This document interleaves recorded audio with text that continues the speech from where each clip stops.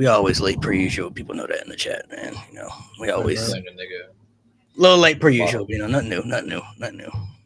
Y'all know what it is. Let's see. They cooking them on the chat. Oh, yes they are. Yep. Always. I haven't seen it. I just now look at the chat. I didn't even see it, so just happened to look now. Yeah. Did it see yourself, Mo? You did see yourself, man. I ain't do nothing. Should have never shared the IHOP story, bro. Should have kept it to yourself. Just kept it to yourself. Some of you got took to the grave, bro. Should took it to the grave, man. Crazy work. I'm saying you took it to the grave. I think it's funny. Hey, all right, chat. Today is open mic, so we will drop the link. Well, I will drop the link in the chat in a second. Excuse me. And then for anybody who wants to join, you can join. There are only two options for joining that I will add people. You have to have a mic and you have to have a camera on. Those are the two rules. Anything else? Pretty much we'll just kind of conversate and talk about what everybody wants to talk about. Why are you always blaming Mo? I know what he did, bro. I knows what he did, man. He knows what he did. He knows what he did, man. It's crazy. It's on him, man. It's on him.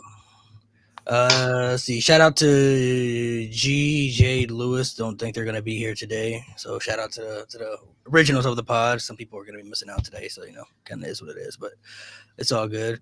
Undertaker, honestly, the funniest one we've ever seen.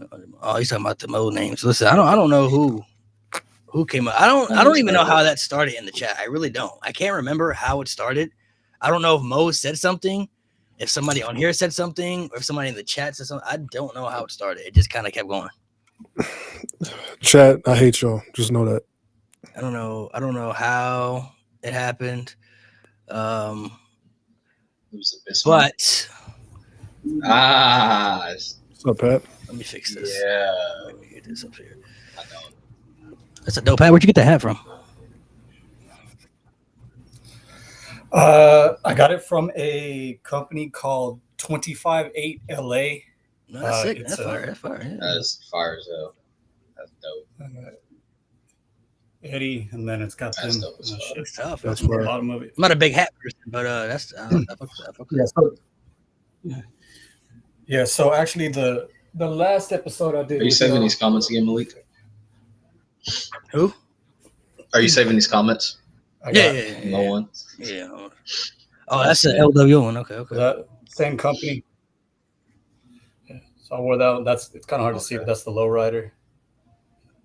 So yeah. And then that's on the bottom of that one. That's pretty fire. I ain't gonna lie. Oh shit. It sucks. Yeah. They were way too goddamn expensive. Hats really be running. They be pricey. I don't wear hats, so.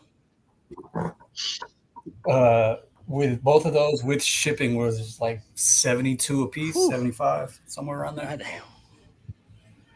There's Bisco. What the hell is Bisco to do with it? So like I said, we're gonna do open mic, Pat. So in case you're not familiar with open mic, I'll drop the link, and then random people in the chat are gonna join. And I don't know I have no idea where these conversations are gonna go. I don't know what's gonna be brought up, what's not gonna be brought up. So I'm not exactly sure what to really expect, but we'll find out. So usually, it usually goes well, but I don't know what people want to talk about usually. Link is in the chat, y'all. So if you want to join, click the link. I guarantee nobody that actually be talking crazy in the comments actually gonna come up. No. You feeling a little froggy today, Mo? You already know what's going on with me, man. I'm down in the dumps, so I'm using the show to get me back up. You ready to debate with anybody, huh? I'm ready to fry niggas. Oh, why they gotta fry? They gotta be fried, bro. Yeah. Let me hear malarkey today, and I'm snapping. Malarkey. What? We gotta define malarkey though, bro. Like, what is malarkey? Malarkey. Oh, you can hear it when niggas say malarkey. We'll know it. No, you're right. Damn, bro, mine the chat. You here, bro? You here? You here, dog? Oh, God. What's the deal? All right, hella niggas joining, bro. Gotta have a camera on, bro. If you ain't got a camera, you can't come on. Shit. If you got a camera, you will not be added. I don't know what y'all. I can't take no chances with no cameras. I don't know what y'all be on, bro. So. Let's see. Chat is full right now, y'all. So I will add other people. If you're backstage right now, you can stay backstage. I will add other people as the stream continues. But right now the chat is full, so this is the people that are gonna be on so far, so forth.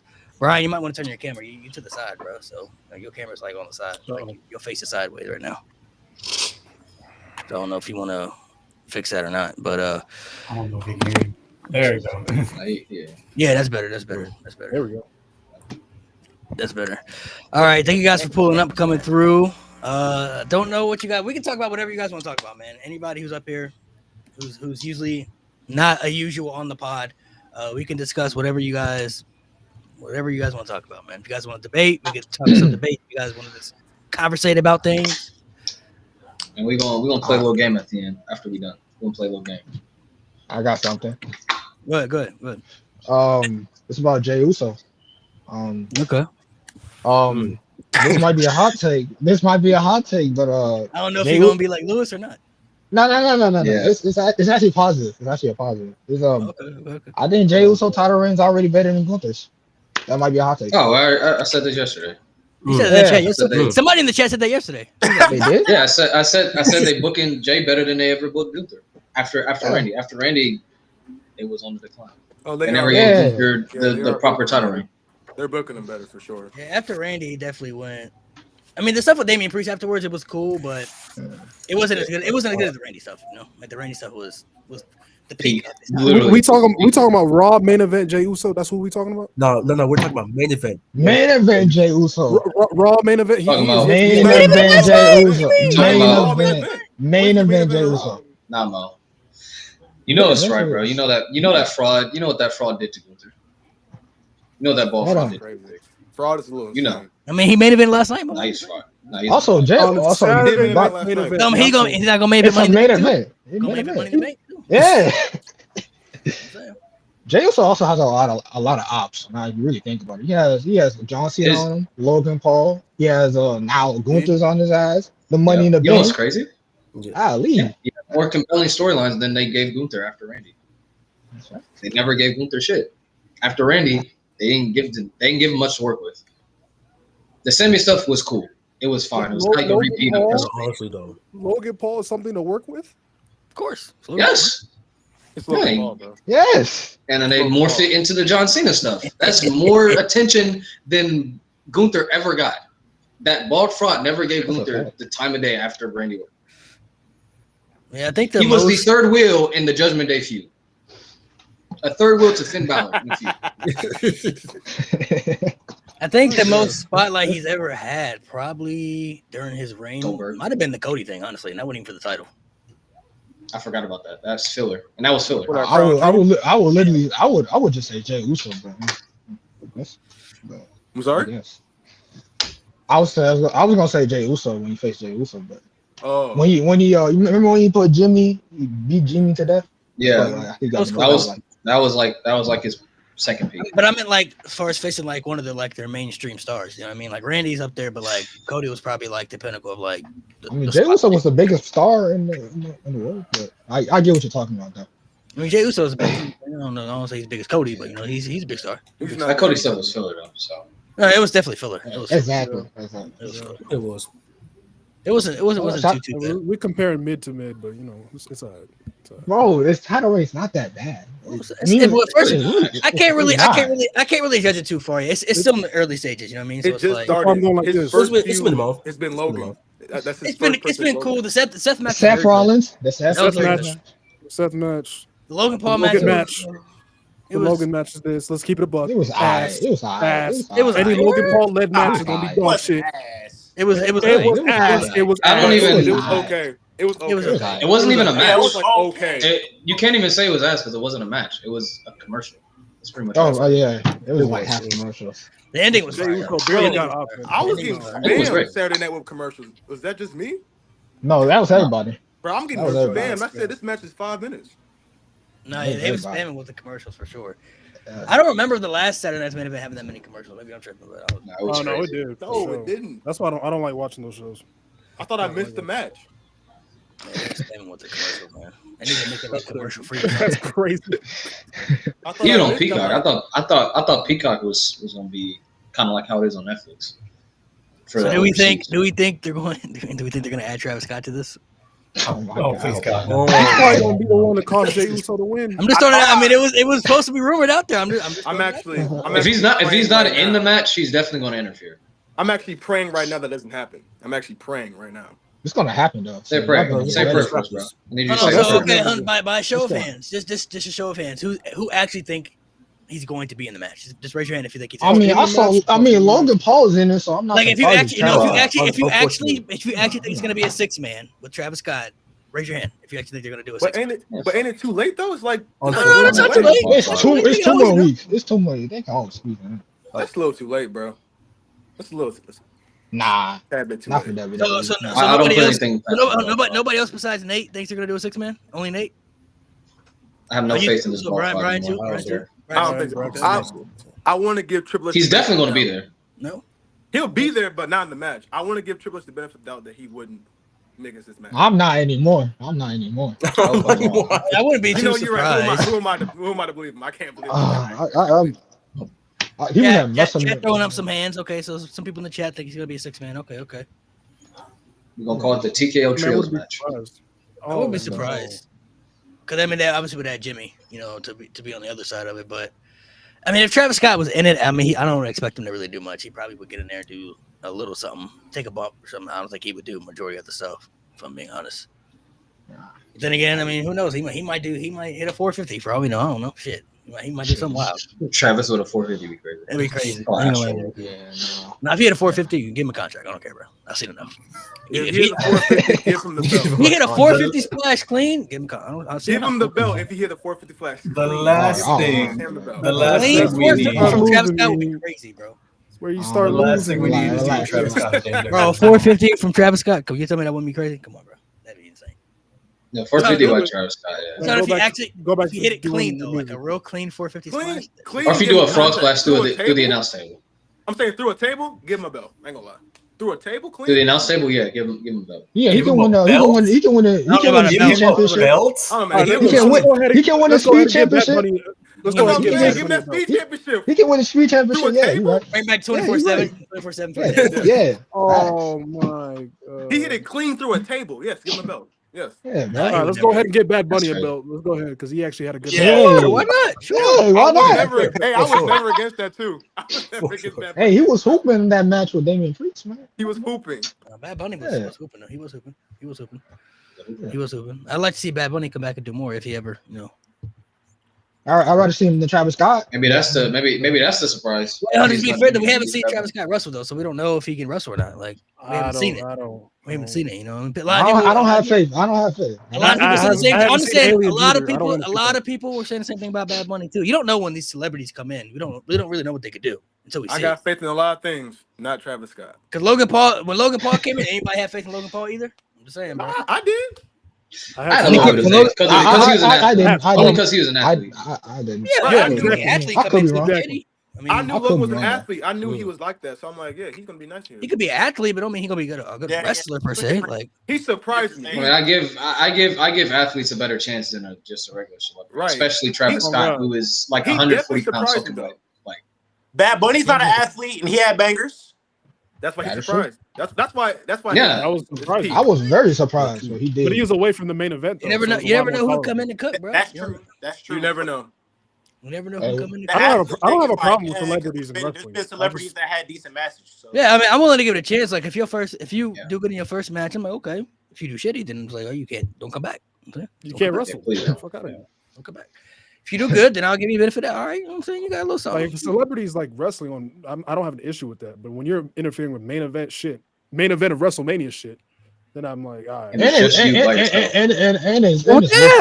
And it's worse as John Cena retirement, so you just getting Travis Scott and Logan Paul. It's like because my bitch ass don't want to show up to work.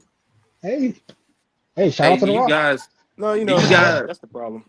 Do you guys honestly think okay, Logan Paul faced Jay last night, and obviously everybody knew Jay was going to win that match. But if they would have done that match at like a SummerSlam, would you even think that Logan Paul could have won the title because Jay would have had the title for like maybe 3-4 months at that point. There's been a little doubt. There's been some fear in there. There's some fear in there. Yeah. There would literally be I some put fear. I would have thought Logan Paul was gonna win that world championship, man. I would still bet on Jey Uso, but I mean, it'd be a little surprised. A little concern in there.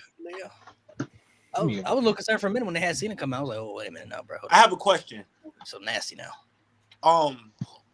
Whoever Logan beats for the world title, do you think that superstar or wrestler, do you think he'll take a hit long term from that? From the YouTube? I mean, it depends. It depends how you lose. It depends how you lose. It depends who's losing.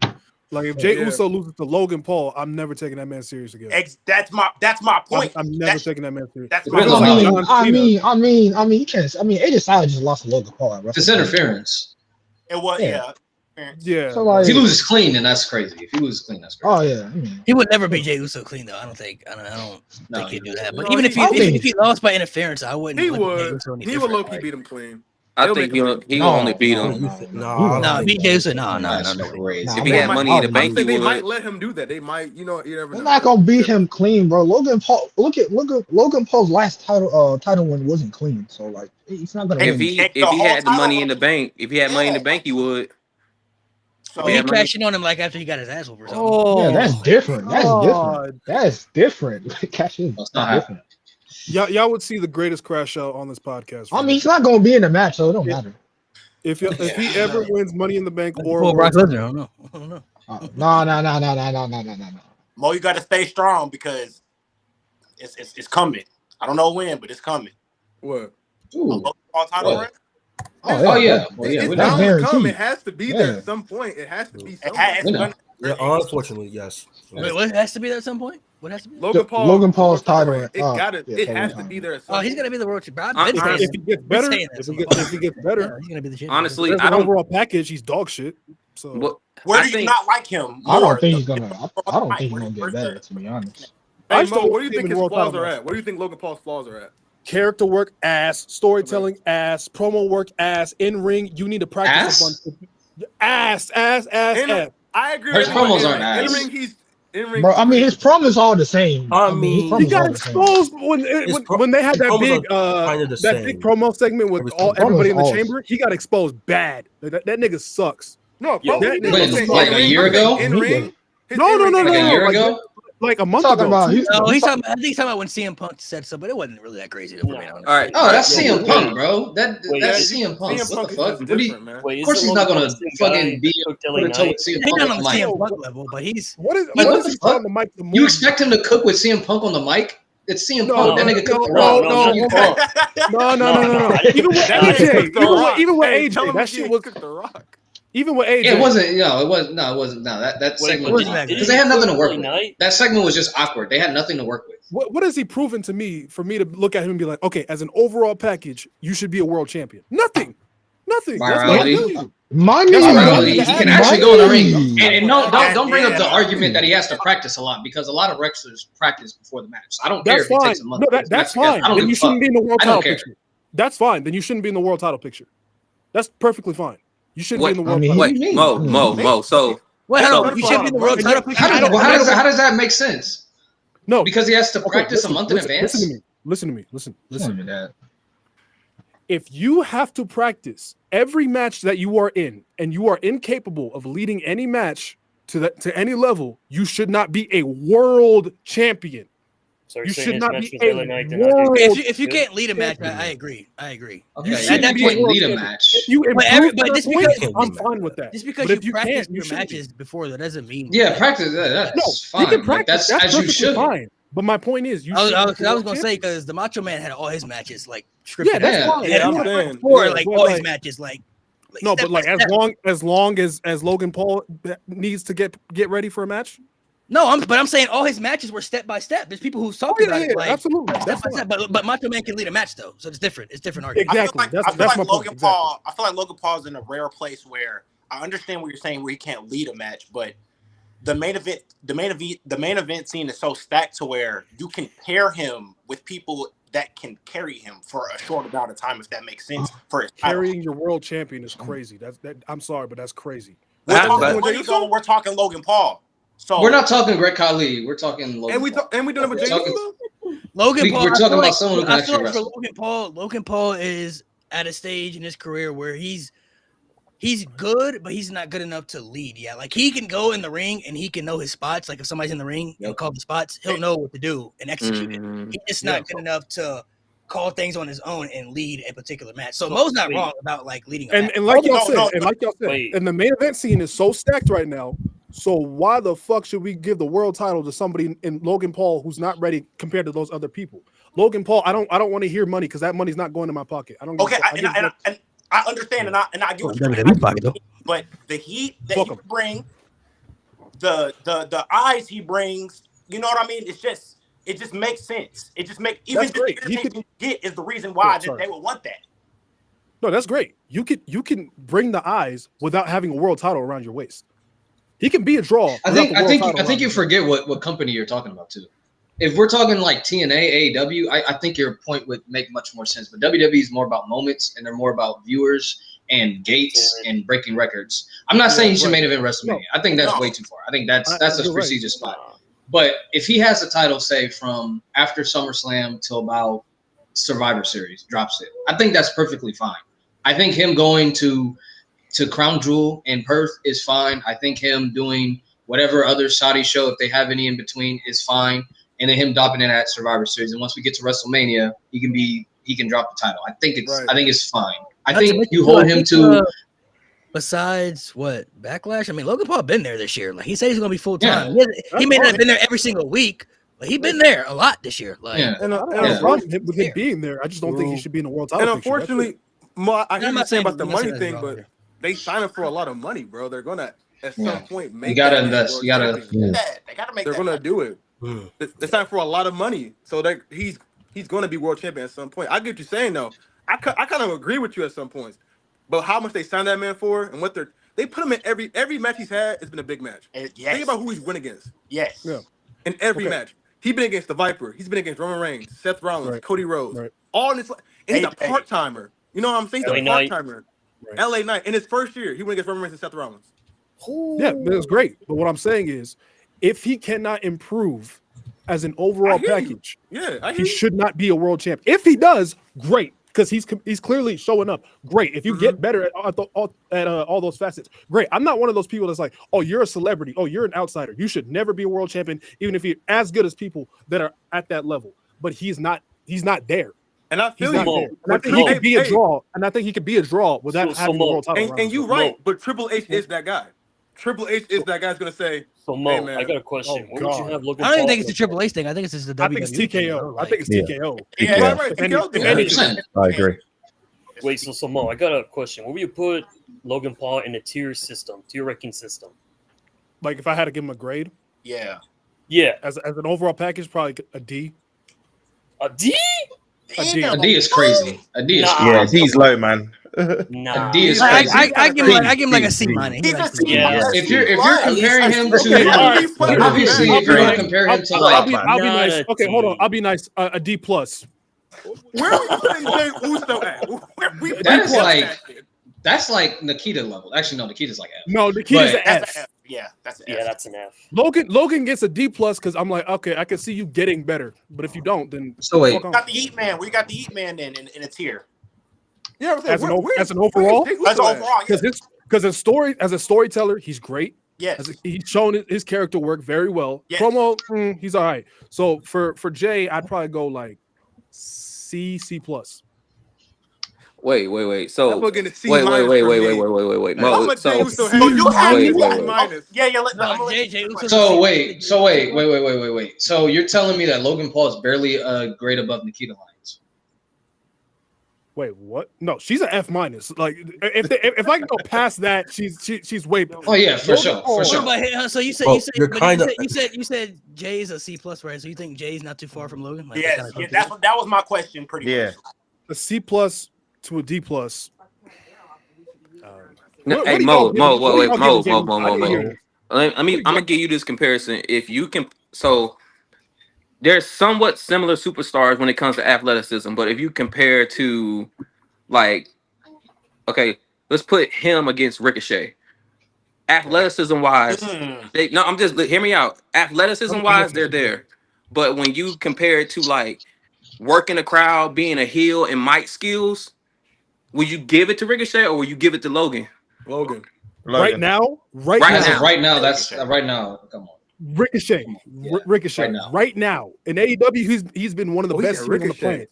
Right now, he's been one of the best heels on the planet.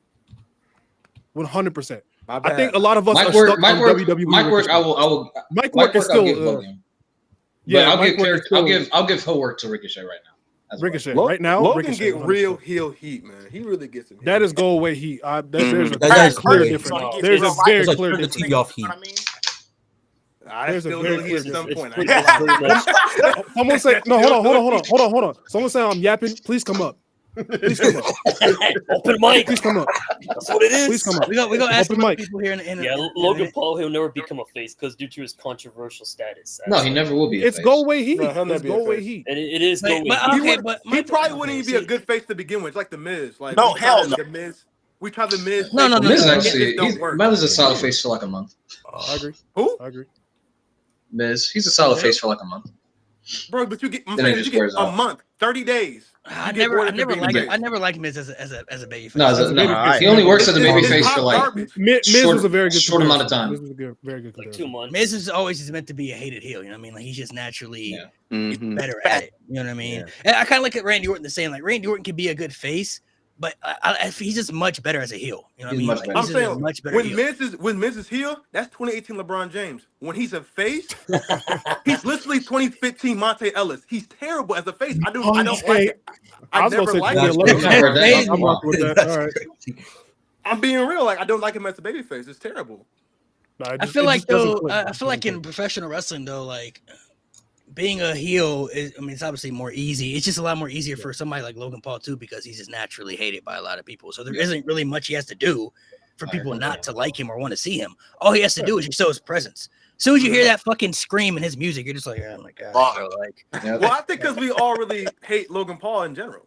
That's what I'm saying. Like, it's naturally. I just don't care. No, it is naturally easy for him to be hated. So I'm like, there's not. I was putting thumbs down his Vine comments every single day. I couldn't stand that guy. I liked him back then. I think WWE will tell. That's your problem, Mo, and that's your problem. You like him. I like this content. He was all right. I was also like 13. He was not just funny. That, Japan happened, so Okay. That was crazy. That was crazy. Yeah. That was crazy. That's really what started it all. I mean, it is, and then it got worse. That's what kind of started the Logan hate for a lot of people. You know what I mean? And then like it did. stuff, and then like all the other shit that came with it. But like, and he's scared to go back by himself. He's waiting for WWE to invite him. Be like, all right, if WWE invites me to go to Japan, I'll happily go. I don't think is he even allowed to go there? I don't think he's allowed. So I listened to his podcast, and he said that it was recently with Aiden Ross. Aiden Ross said, "Why don't you go back to Japan?" He says, "I want to, but I can't because, like he's probably afraid something bad's gonna happen to him." And Aiden Ross said, "Well, what if WWE invites you?" He's like, "If WWE invites me, that's cool. I'll go because I'm with WWE. If I'm going by myself, I don't know about that."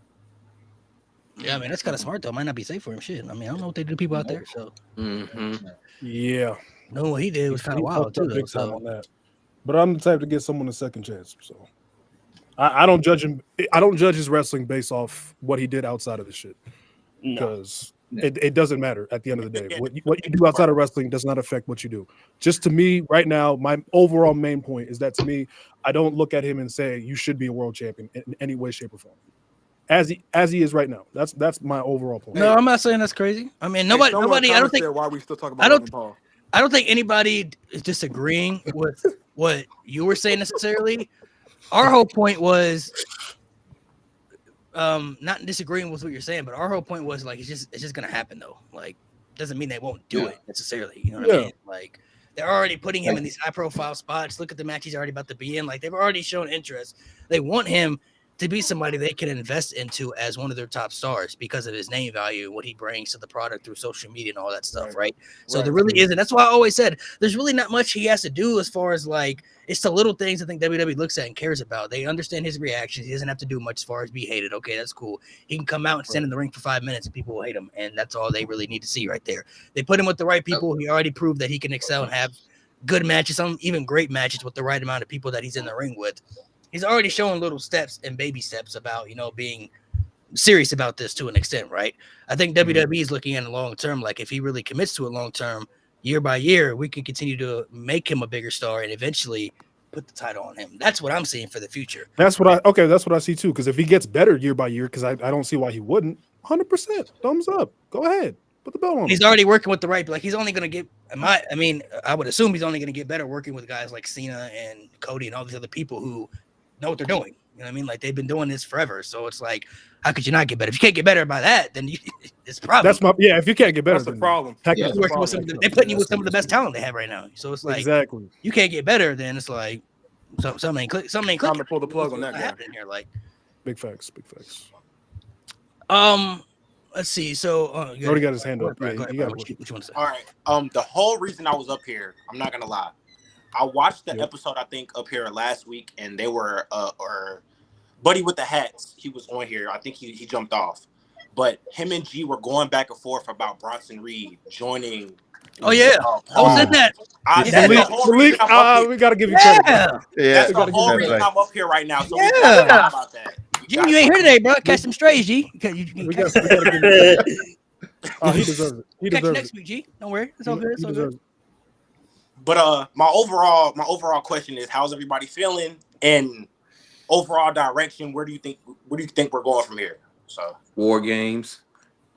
Well, definitely War Games probably for the future. Definitely War Games. Matters. They always build up the men's War Games like miles ahead of time, and then the women's just put together last week. You know what I mean? Like last day. So I think, literally they threw the last one together. I just want to say I'm gonna let everybody else talk. I said Bronson Reed should be the third guy. That's crazy. Made sense to me. Not mad. He did call it. I was like, it should be Bronson Reed. He did call it. He's the perfect fit, I think. I didn't know if they were really gonna do it. It was G. I'd give him no credit, but I was like, Bronson Reed. And then that's when we got into the big debate where G was here and everybody else was involved in it, and some people didn't like it and stuff like that, which I get. Like, I understand the concept of we know Bronson Reed was fighting Seth Rollins and all that stuff, and we get that stuff. But tsunamis. It's pro wrestling. People fight and be friends all the time. We've seen it happen throughout time. Realistically, if anything, CM Punk should have never went back to Paul Heyman, after years of his betrayal. But it's like Paul Heyman's that one guy in wrestling that I look at who can convince anybody to be on his side for the better, and Paul Heyman will always do what's best for him in that moment until he decides it's time for me to switch something up and figure something else out. And that's what he's been doing his whole career. The only reason I said Bronson would be a good fit too is because the group they're building, I'm looking at, they want to build some power group to protect Paul Heyman from like Roman Reigns and CM Punk, his biggest ops. And then you have people I'm looking at they can develop for the world title scene, which is Braun Breaker and a Bronson Reed. And for Seth Rollins' mindset, he knows what Bronson Reed is capable of. So I'm thinking, okay, why would he not want that guy on his side? It's better to have him with us. He's only going to help us make us stronger than to have him against us. Because if he's against us, that guy's a problem. Yeah. But if he's with us, oh my gosh, how can we be stopped? You know what I mean? We already got Braun. We had Braun's son. I mean, it's only going to go up from here for everybody from us. And I think they're probably going to use the storyline aspect of when Bronson Reed was trying to tsunami Roman through the table, CM Punk was the one that saved Roman, and that caused Bronson's injury. So I think they're probably going to tell that story within the storyline. I don't know for sure, but I could see them dabbling that in there, like, oh, you're the reason I got hurt and all that stuff, yada, yada. So I like the move. I don't mind it. I just hope it elevates Braun and Bronson for the future because I don't see how they couldn't go up from here. Like, Seth could be the world champion again. I get that. I would kind of expect that, honestly. Wasn't that the focal point of last year when they were trying to push Bronson Reed? Because Bronson Reed was trying to get that push. Yeah. Mm-hmm. But and his push kind of came out of nowhere, too. It is kind of this, woo, they just kind of put it on TV. Yeah. So, it's kind of. So I'm cool with it. Go, you go ahead. Below me. You go ahead. Oh, me? Oh, bet. I wanted to be Austin Theory. I heard those rumors about it probably being Austin Theory. Only reason why is because I'm tired of this bullcrap they're doing with Austin Theory right now.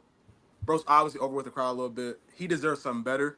I know that this group is a heel group, but he deserves something better. After I felt like it probably was going to be Austin Theory, I was like, it might be Sami Zayn. But I am not mad about it being Bronson Reed.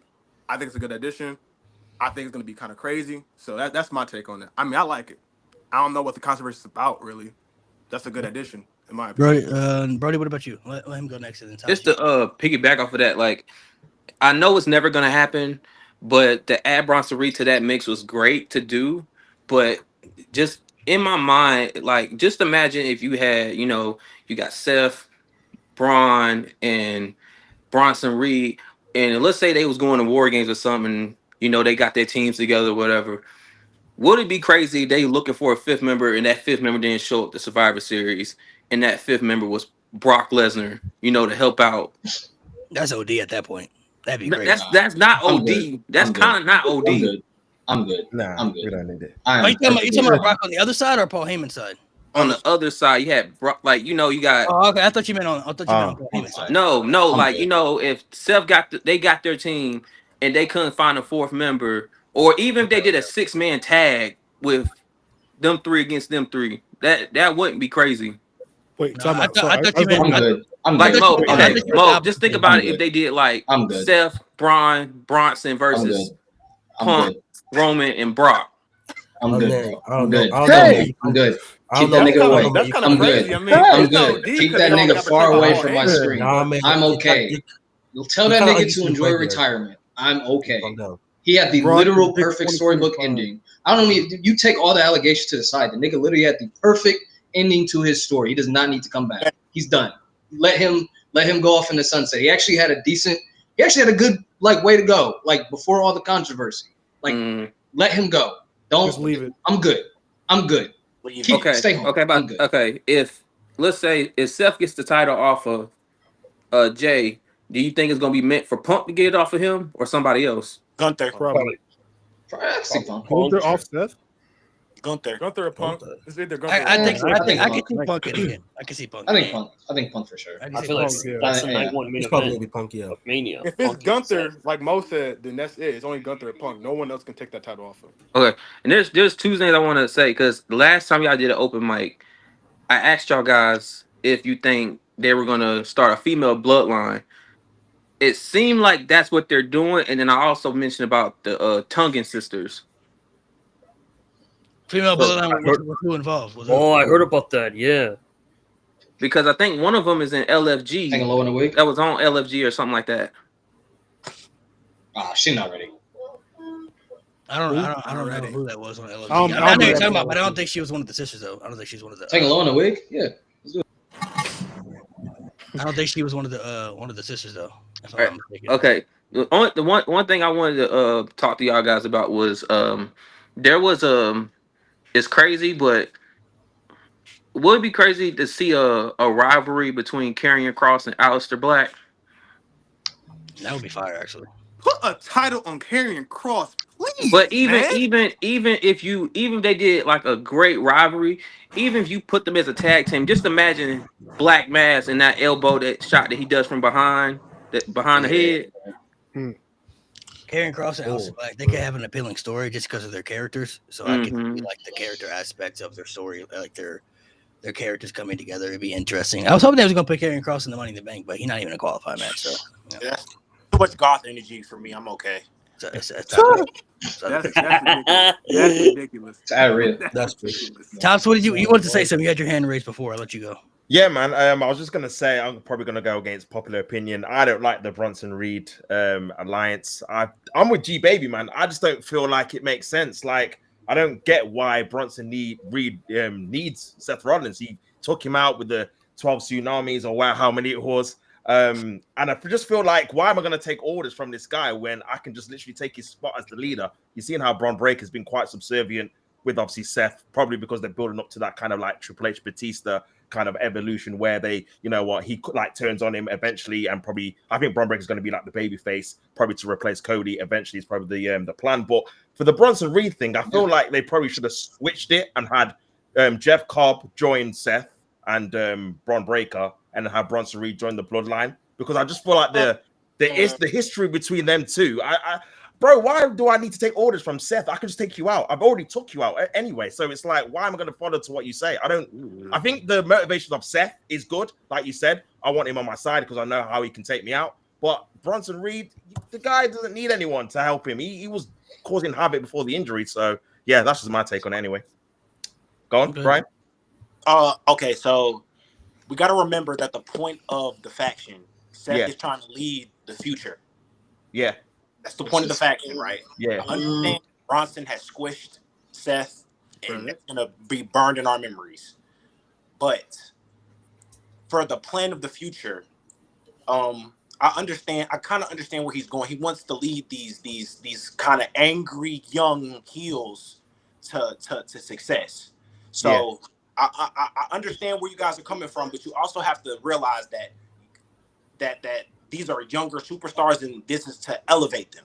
This is to elevate them, but also keep Seth in the forefront at the same time. So yeah, I get what you're saying. I think, like I said, I think Seth's motivation to get them is fine, but I feel like if you're gonna make this work, I feel like Bronson Reed should be mentored by Heyman, and then have that kind of separate, even though they're together, and have Bron Breakker be mentored by Seth to keep that kind of separate. Do you know what I mean? So that would be the reason why they're all together, because you're like you were saying, Heyman would be the guy to get them together.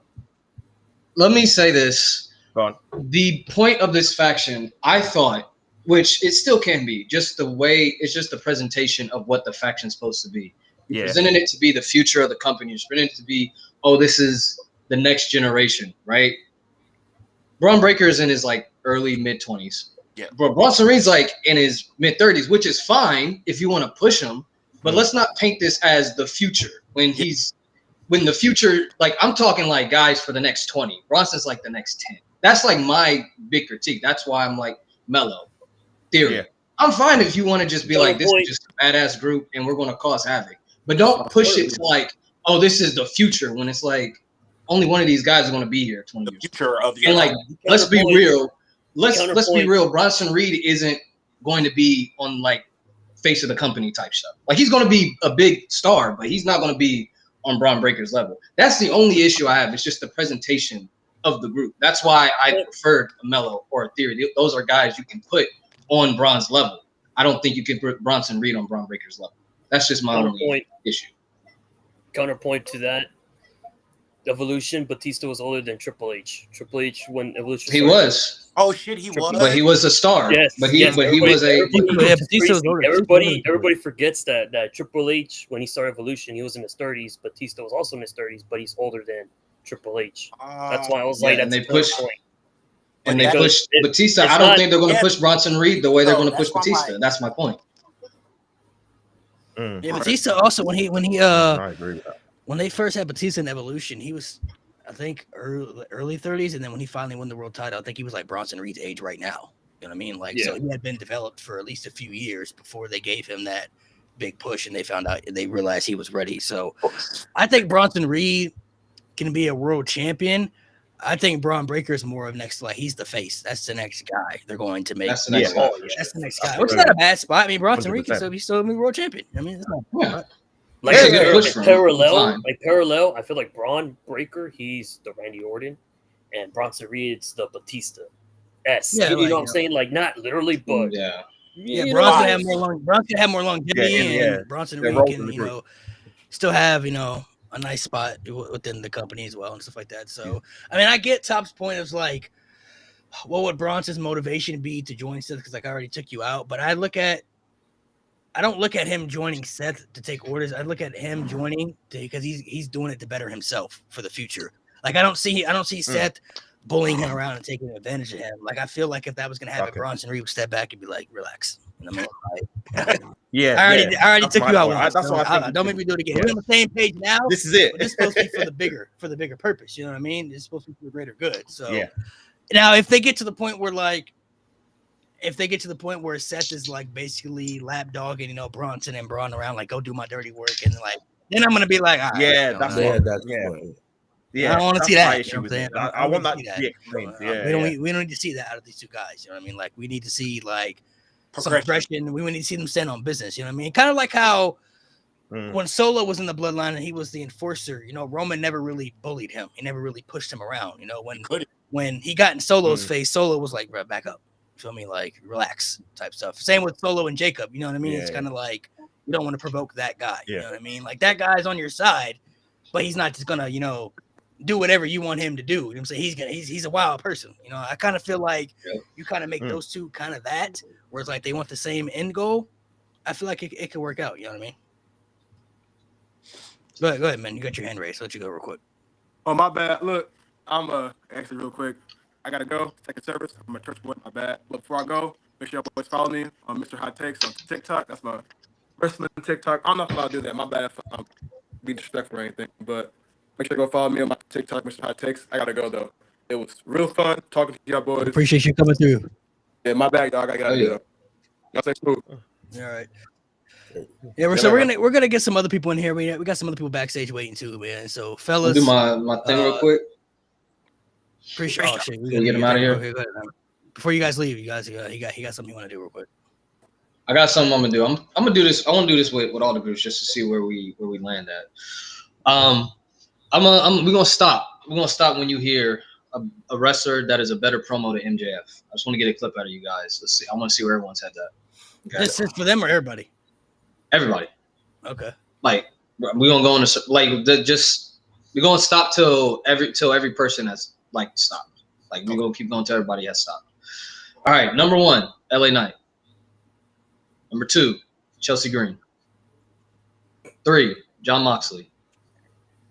4, Trick Williams. 5, Rhea Ripley. 6, Sami Zayn. Mercedes Moné. Tony Storm. Alexa Bliss. Kevin Owens. Seth Rollins. Roman Reigns. Jacob Fatu. Becky Lynch. Yes. You stopping at Becky? I stopped at Roman. You stopped at... I'm stopping at Becky Lynch. Samoa Joe. Yeah, that's crazy. That's a crazy take. Cody Rhodes. Who you stopping at, Mo? No, you're on Samoa Joe. Stopping at Samoa Joe? Anybody stopping at Cody? I can stop at Samoa Joe too. Oh man. No? Oh wait, I'm gonna stop Cody. Oh yeah, definitely. I'm out. Okay, I'm out. Good. Yeah. Everybody stop. I'm out. Yeah. All right, The good. Cody one, that's rough. I'm out. Did you have any more afterwards? Oh yeah, I had others. We'll get Roman to that much of a hot take? To me, yes. Over MJF, yes. I don't think it's ridiculous. Roman didn't make you Over feel MJF, yeah, I think so. like He did, but MJF just does it better. He's good. No, it's good. Not much. I don't think it's crazy, but MJF was It's not smoked, crazy, bro. but I would say MJF's a little bit better. Who's that next person you had next, Nate? Who's the next person? I think it's one we all should have stopped on. It's the Miz. Yeah, I feel like we can stop. Yeah, we can stop. Yeah. Like I didn't notice that the Miz. more it was the more I got, it got a little crazy. Miz and MJF would always be like the promo battle I want to see. Like I definitely want to see. No, you don't. You You think you do, but you don't. No, I definitely do. Oh, we do. Oh, we do. MJF with a And I know who torch. MJF's gonna Oh have no, his that would way. be entertaining. No, I don't know about that. We already know who's winning. We know who's winning. He would have brought him a Reese. We're talking an unscripted promo with no rules, bro. Yeah. MJ He was. Don't let Miz get in his bag, bro. Don't let Miz Miz gonna cook MJF. Bro, Miz. That's why I put him after CM Punk. I just know. I was up to Miz. I bet it was Cena. I think MJF would have torched Miz. He would have brought up Maurice. He would have. That's like work. That's whatever. Yeah. Right. That's whatever. That's low-hanging Same fruit. thing, Just calm bro. down, bro. We forget. Miz was ripping into Daniel Bryan. He was ripping into John Cena. He was ripping into some of the top tier. Yeah, and let's a not PG have product when it was PG. Yeah, an and let's not unscripted, have no filter promo from the Miz. yeah. Let's not have MJF bring up relationships against other people and happily He will. long marriages. He will. Let's not do that. You gotta And he set himself up. He set himself up. The only reason people favor the MJF right now is because we've seen his unscripted promos. We've never seen that from the Miz. You let the Miz go on an unscripted promo rant, I promise you, he's cooking.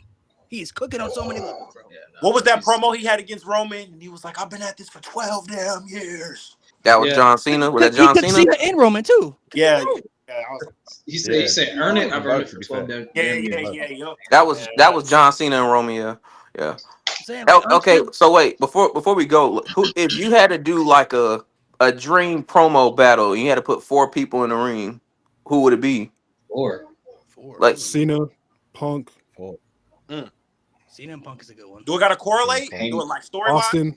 It don't have I'm gonna to, put or Paul Heyman in too. if they Paul just Heyman shooting, they just want to. Yes. Oh. Cena, Punk, Austin. Rock. I would probably say. I can't put Rock in that. Rock is I getting can't cooked. put I'm Rock in sorry. that. Rock just gonna make a I was bunch of jokes and then Yeah, like, shut up. I was gonna say Roddy Piper, but Forget Yeah. the wrist, guys. Forget the wrist. That was one time. Just The difference between The Rock's and Cena's promos is Rock will give you good promos, but his comedic and like his comedic and what's the word I'm Too looking for? catchphrasy, right? His like menacing lines, they're more of like comedy. Like they're just funny. You know what I mean? John Cena's is like deep, like in the roots. You know what I mean? Like I don't know if he should be saying that. You know what I mean? Like that's The Rock's is more of like he doesn't make you laugh. It's funny. You know, it's entertaining. Like he'll say some funny shit. And it's like, oh, okay, but like you won't feel like, oh, that was menacing. You know what I mean? Like John Cena's more of like, ooh, like damn, like. I ain't gonna lie. I got Boy honorable meets. honorable I can't say that word. The AJ Lee pipe bomb. I don't know if guys remember that, but that was Oh yes, I remember that. I watched it the other day, man. That was fire. That was perfection. That was, man. She cooked everybody. That was perfection. That's my honorable mention. All right, fellas. Thank you guys for coming through, man. I'm gonna get some other people in here. I appreciate you guys for joining. Later, Malik. No problem, man. I'm gonna get some other people up in here. Hold on, guys. I gotta remove some people. Ooh, didn't remove. Damn. My fault, Mo. I didn't mean to do that. Kick that man out. Man. I did not mean to do that. Oh, this man Cam's in here. Jesus. Cam's in here. Oh, we got James in here too, bro. James, yes, sir. Cameron, I love you, Cam. What's up, bro? Cameron in here. You gotta have a mic on. I see somebody in here, but I don't see a camera. I don't see a camera for Vicious V. I see you backstage, but I don't see a camera. So if you have a camera, I'll add you. Let's see. There's some other guys. Hold on. Give me a second. Alright. What's up, Goon? What's up, man? Somebody echoing back. Somebody's echoing back there. Jason, might be you because I hear you echoing here. I don't know if you got like headphones or something. Yo, y'all can hear me? Everybody can hear me? You're good. Stop gentrifying Lewis's words, bro. Got you. Somebody's echoing there. Who's that echo? You guys hear that? Yeah. Who the hell is that echo? Hold on. I gotta figure out this echo real quick so we can. Jody, if you want to join the link, you gotta click the link in the chat, bro. Boy, Cam, man. That's it, man. This man Cam went outside, bro. That's the next Talk with Blaze champion right there, bro. You can own the whole thing. You gotta come through, Cam. Cam, what you going here? What you want to say? I know you want to say something I like that. Right. This echo is bad, yo. Hold on. We gotta have somebody on DC, Brett. Yo, go ahead, Cam. I know you want to say something. You want to say something. What are we talking about? Let's talk. Larry Sabisco's a terrorist. Let's talk about that. What? Random beef to have. Where did that come from? He's always crazy. Larry Sabisco is in Discord, bro. Larry Sabisco and Shane Douglas are terrorists, bro. That's he got something with Larry Sabisco, bro. Hey, Chris, I know you're in the chat. You know what? I'll give you Jack Perry's better than those. Yo, this echo is terrible. I ain't gonna lie. Vicious V said I'm gonna count. Kicking it with Leo. I remember you was on here before. I remember you. Goon, I remember you. You've been on here before. Cam, go ahead, bro. I'm waiting for Cam to say something, bro. I know you came out here to say something crazy. Ready for the goal. You're always talking crazy in the chat, bro. No, I have crazy to say. You don't got nothing to say. This is your moment. Come on, man. I'm giving you the floor. You don't got nothing. You don't got nothing to say for nobody. I ain't got all the stuff you say in the Discord. You don't got nothing. Nah, come on. You want to talk about how you said John Moxley is a better champion than John Cena right now? I know you said that in the chair. What? I think he is. What? Yeah, I started off because I remember you said that this morning. Oh no!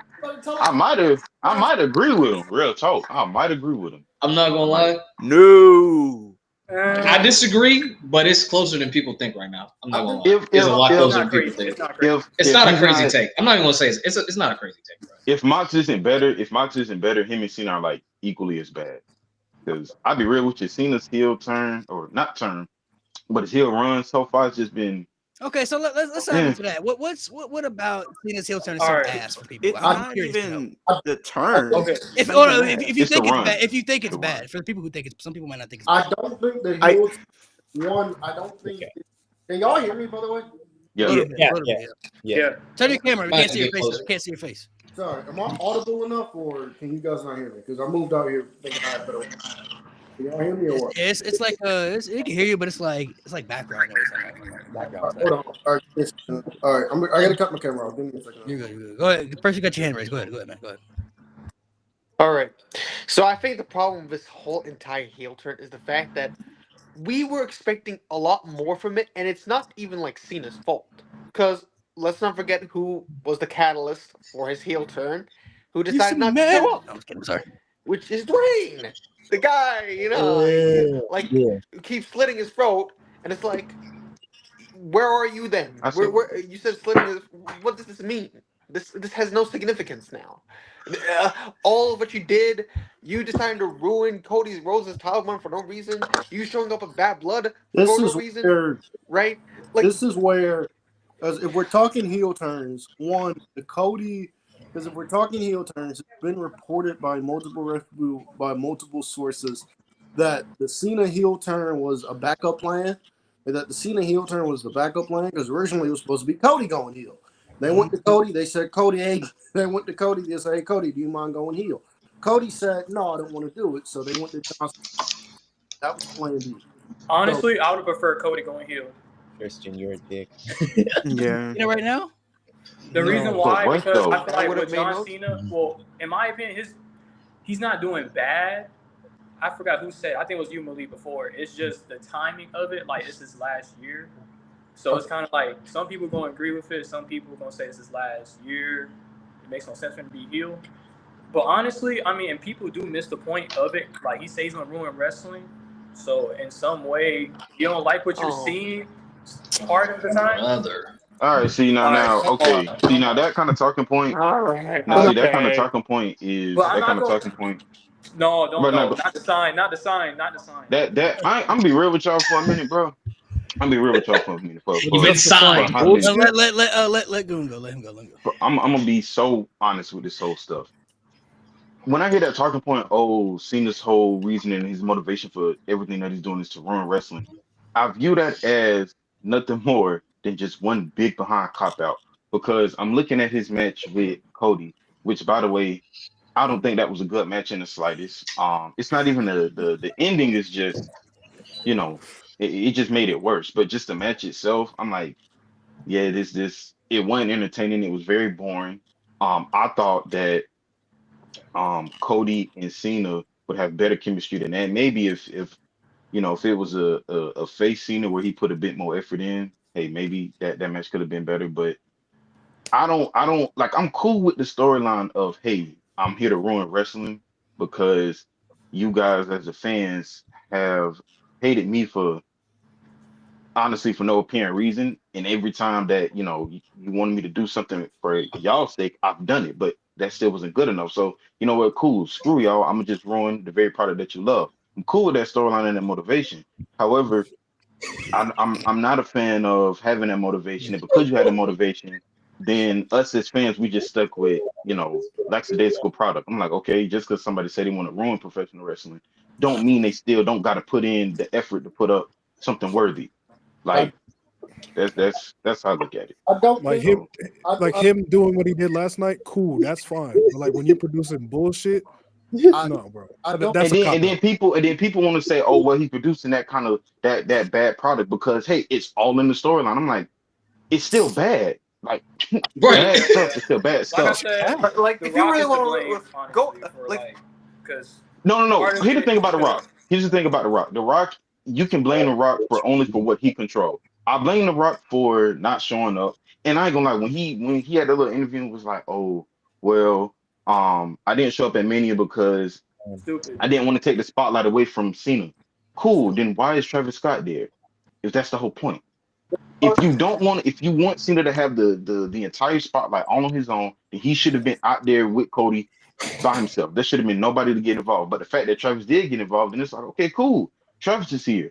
Rocky, where are you? there are certain aspects that I do think we should blame The Rock for. Yeah. There are aspects I do think we should blame The Rock for, like one, but there are certain aspects that I think we should blame John Cena for. And why Absolutely. I think Cena is worse than John Moxley right now. Oh, why I think because I'm not saying John Moxley is good. I'm not saying he's good either. I think he's been a lot more tolerable recently. But I'm not saying he's good either. But like I look at Cena and Moxley, at least with Moxley in particular, when John Moxley is out there cutting promos, he might not be saying much. He might be saying a whole bunch of BS. I at least believe that John Moxley believes what he's saying. I at least believe John Moxley believes that there's a virus in AEW that there's a virus in AEW that he has to cure. I at least believe John Moxley believes that. When I listen to these John Cena promos and he's going out there talking, I don't think John Cena believes in what he's saying. It feels like he's an actor playing the heel, and the fans, instead of booing him because he's actually getting genuine heel, I think it's fans. I think it's fans just playing along with, okay, John Cena's bad guy. They want us to boom. I don't think he's getting genuine heat at all. Like, he's not getting booed anymore. Like I look at Mox. Look at that. Look, that man might be speaking a whole bunch of BS. That man might be putting you to sleep with what he's saying. At least I believe what the hell he's saying, though. I believe John Moxley believes in what the fuck he's saying. I believe that. I don't think John Cena believes in what the fuck he's saying. Let me ask everybody this: do we think, in hindsight now, that Vince was right never turning Cena heel? I don't even think it's hindsight. This is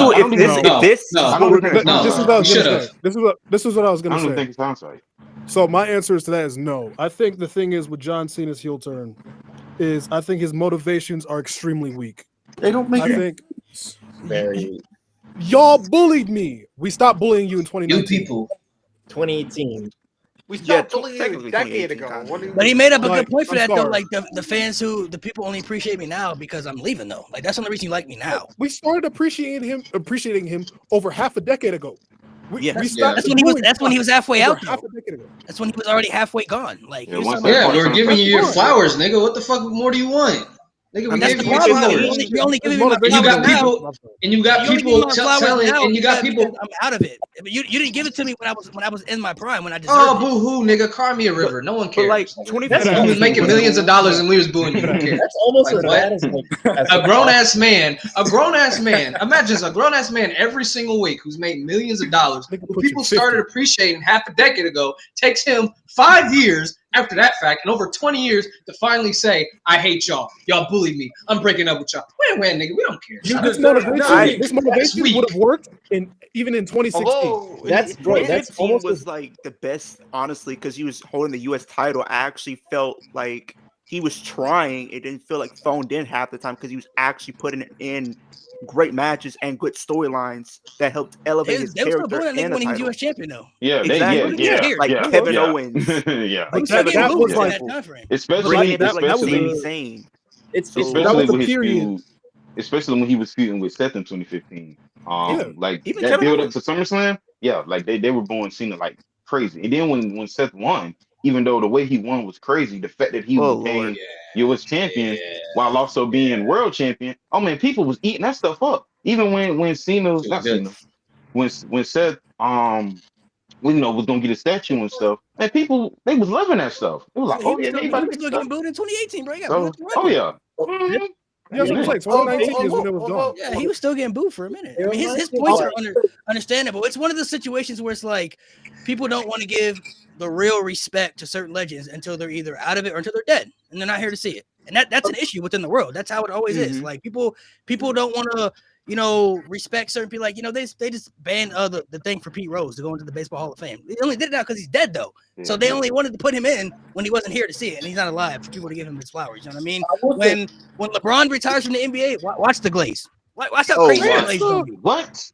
Oh, I'm telling you right now, when he retires, boy, them documentaries gonna hit like crack in the 80s.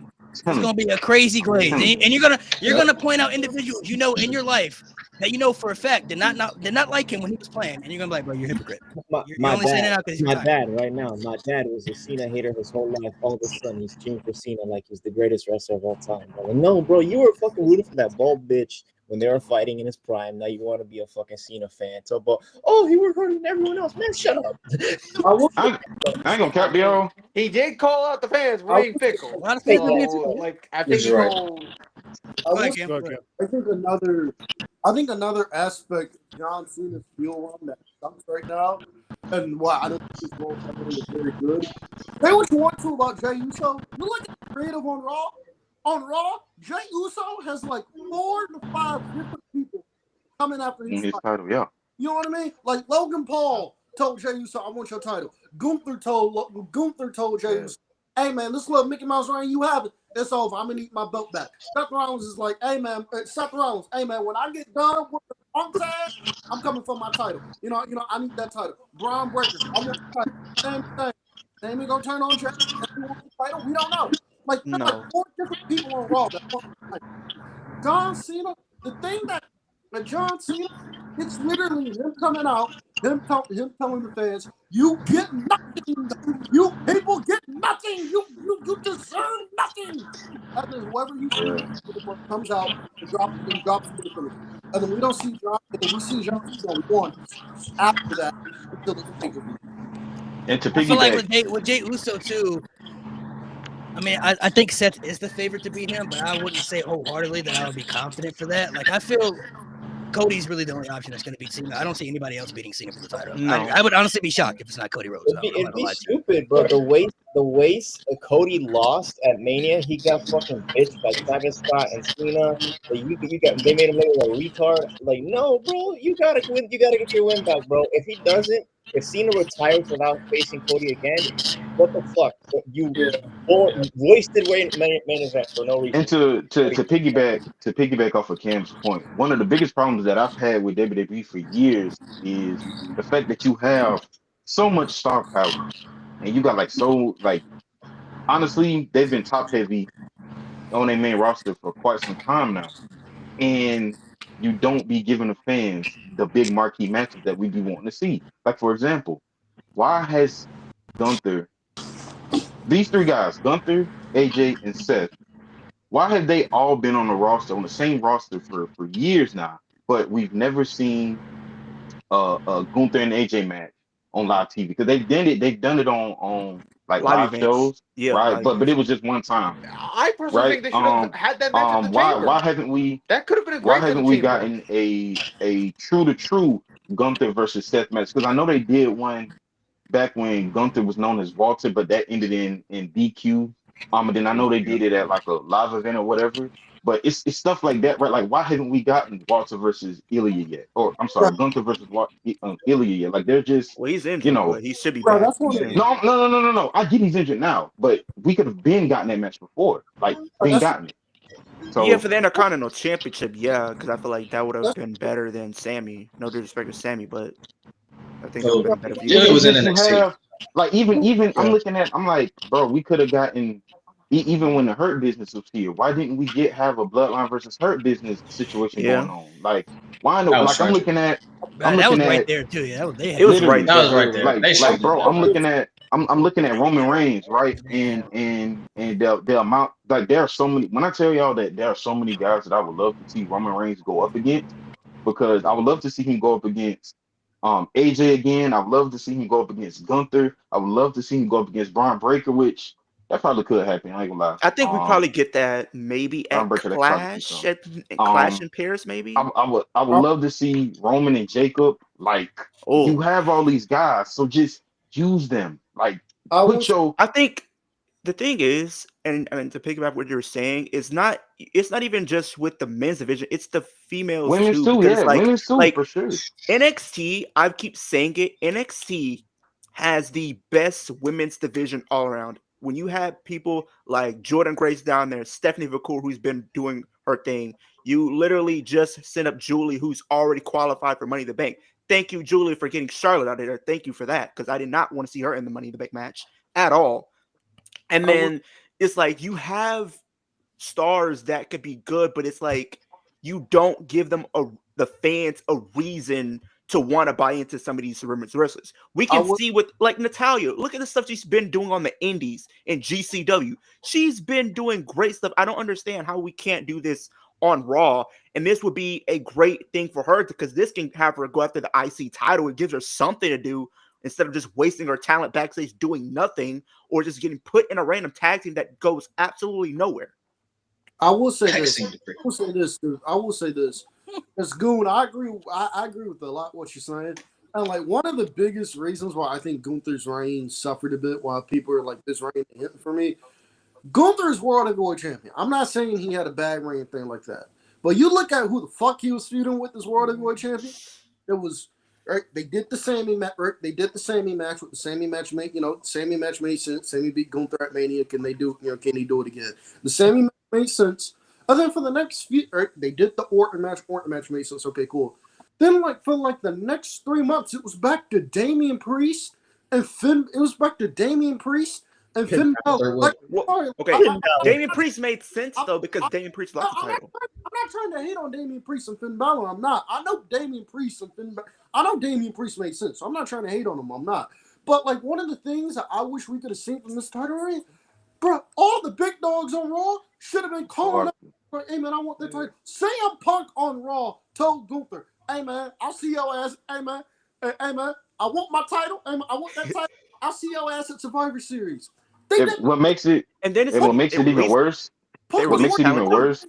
There were house show matches with Punk. He was wearing house show matches with Punk. But like, think when they released those talent that year, like when you released some of those talent actually could have faced Gunther.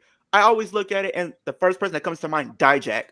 Who wouldn't want to see Dijak and Gunther going up against each other on Raw? That would have been great. That'd been dummy. Great little Raw match. But I ain't gonna cap though. See, here's the problem, and it's like, and the sad part about the whole thing was, you look at Gunther and the type of character he is, regardless of what any kind of title he holds, whether it be the UK championship, Intercontinental, or the World Heavyweight.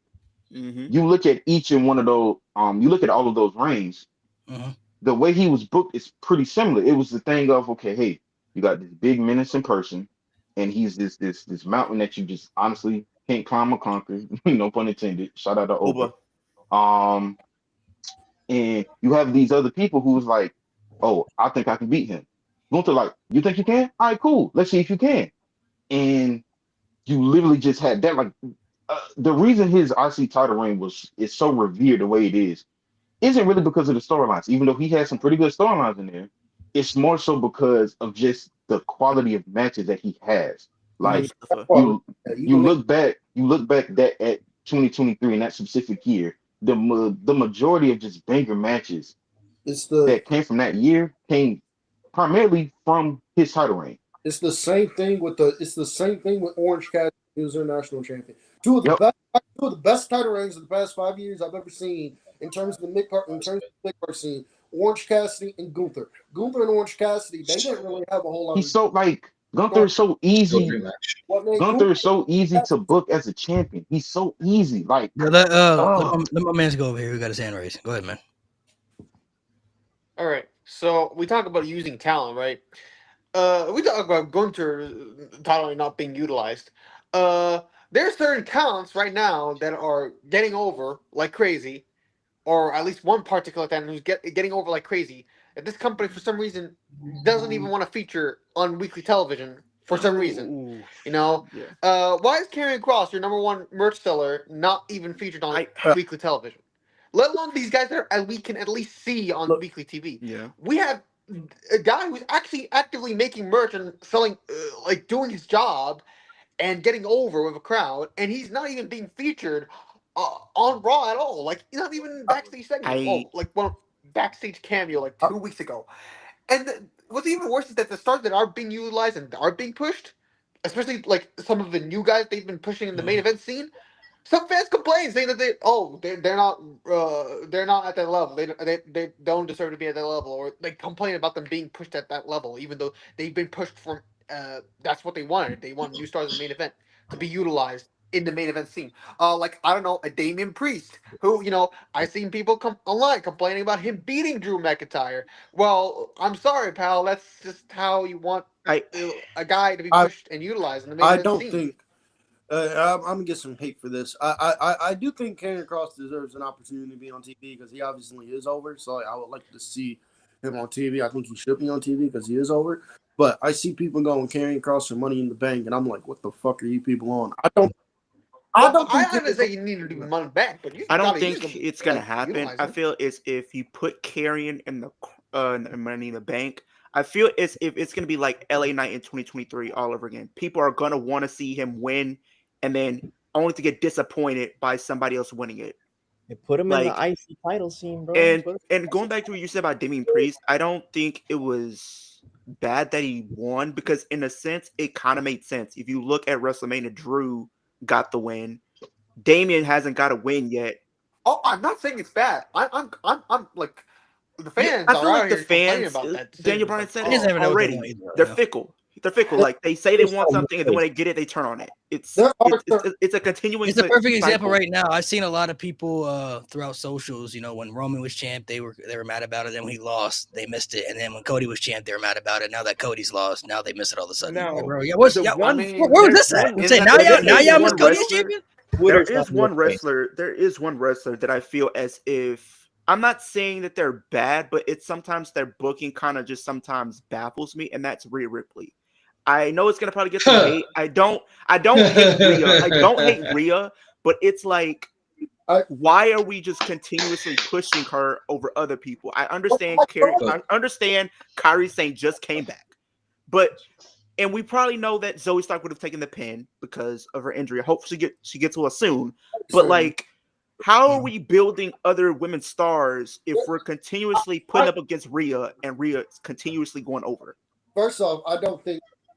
To be fair, in defense of that decision, Zoe Starks is not meant to get injured, and there was no way they're just gonna have Kairi Sane, who was coming back. I mean, I get that, but like, any momentum Rhea is just. I think she's a walking Money in the Bank. She's a walking Money in the Bank. She can easily get an opportunity. She does not need to be in this match whatsoever. I'm gonna be honest with y'all. I agree. Whoa. But before you go, Cam, you just said that statement, but literally said that she's getting over pushed. If she gets you, just listen to me. If you mean to tell me if she gets an opportunity, where not even an opportunity, if she just somehow went to what's the Raw GM's name? Adam Pearson was like, hey, put me in the Money in the Bank match, and he puts her in the match. I think that's worse than her actually having a qualifying match. I mean, I get that. I see what you're saying, and I understand she is one of the most over in the company. So if you want somebody to be in the match, you want them one of the most over. But at the same time, it's like we know the end goal is to have her and Io. So why couldn't we just do that at Money in the Bank and then you just have somebody else in a qualifying match? Well, two things. One, I think they should be doing Io and Liv at Money in the Bank. That's an easy match. Io and Liv? Yeah, that's an easy. I'm gonna save that for next year because I think with it being Saudi, they're gonna do something different. That's an easy match to do. That's an easy win for Io. So I just would have done Io and Liv. Secondly, with Rhea Ripley, what I don't understand and what baffles my mind with Rhea in particular, fans have problems with main eventers being presented like main eventers. I'm not saying that Rhea Ripley should like all be in like the title scene that's under there because I am getting tired of seeing. That's the thing. This and third, but Rhea and Money in the Bank. Money in the Bank is for big star. Like they put big stars in Money in the Bank. They're putting Rhea there. I don't see the issue. They're going to be in LA. No, it's not even that. It's just the Money in the Bank is one of the biggest pay-per-views. I think a lot of people are they want something different for Rhea other than the title. Yeah, just the title. Like I don't mind. I think she wants something different. Here's the thing. Yeah. The problem I've always said with the women's division is they don't know how to book storylines that don't need a title. We can honestly sit up here and say there could be other things that Rhea can do outside of the title that could still keep her momentum strong and get her even more over. They don't. Rhea's so over right now. They could put her anywhere and she'll get a reaction. Exactly. Anywhere.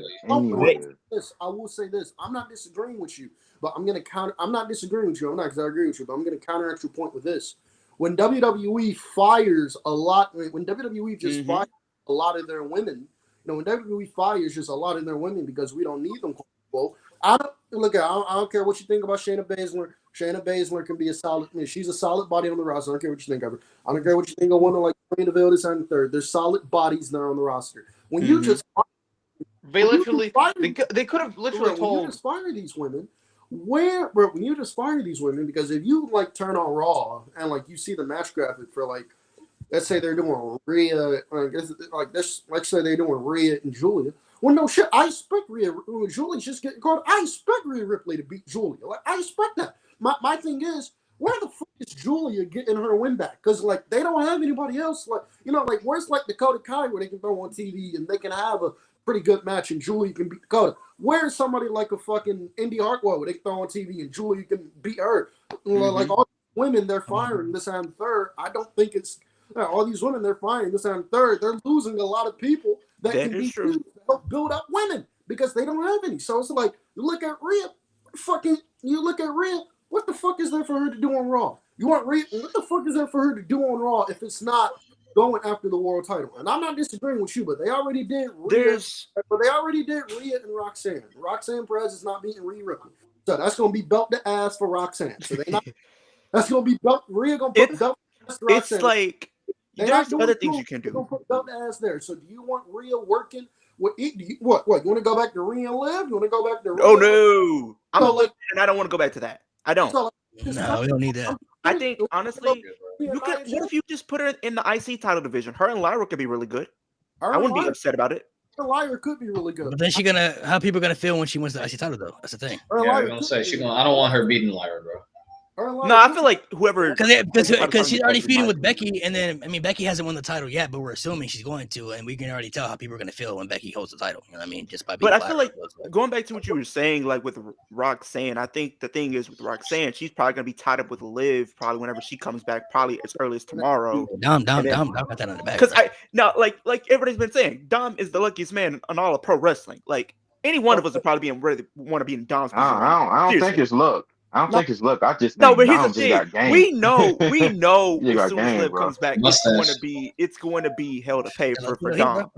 It's going to be hell to pay. I'm serious.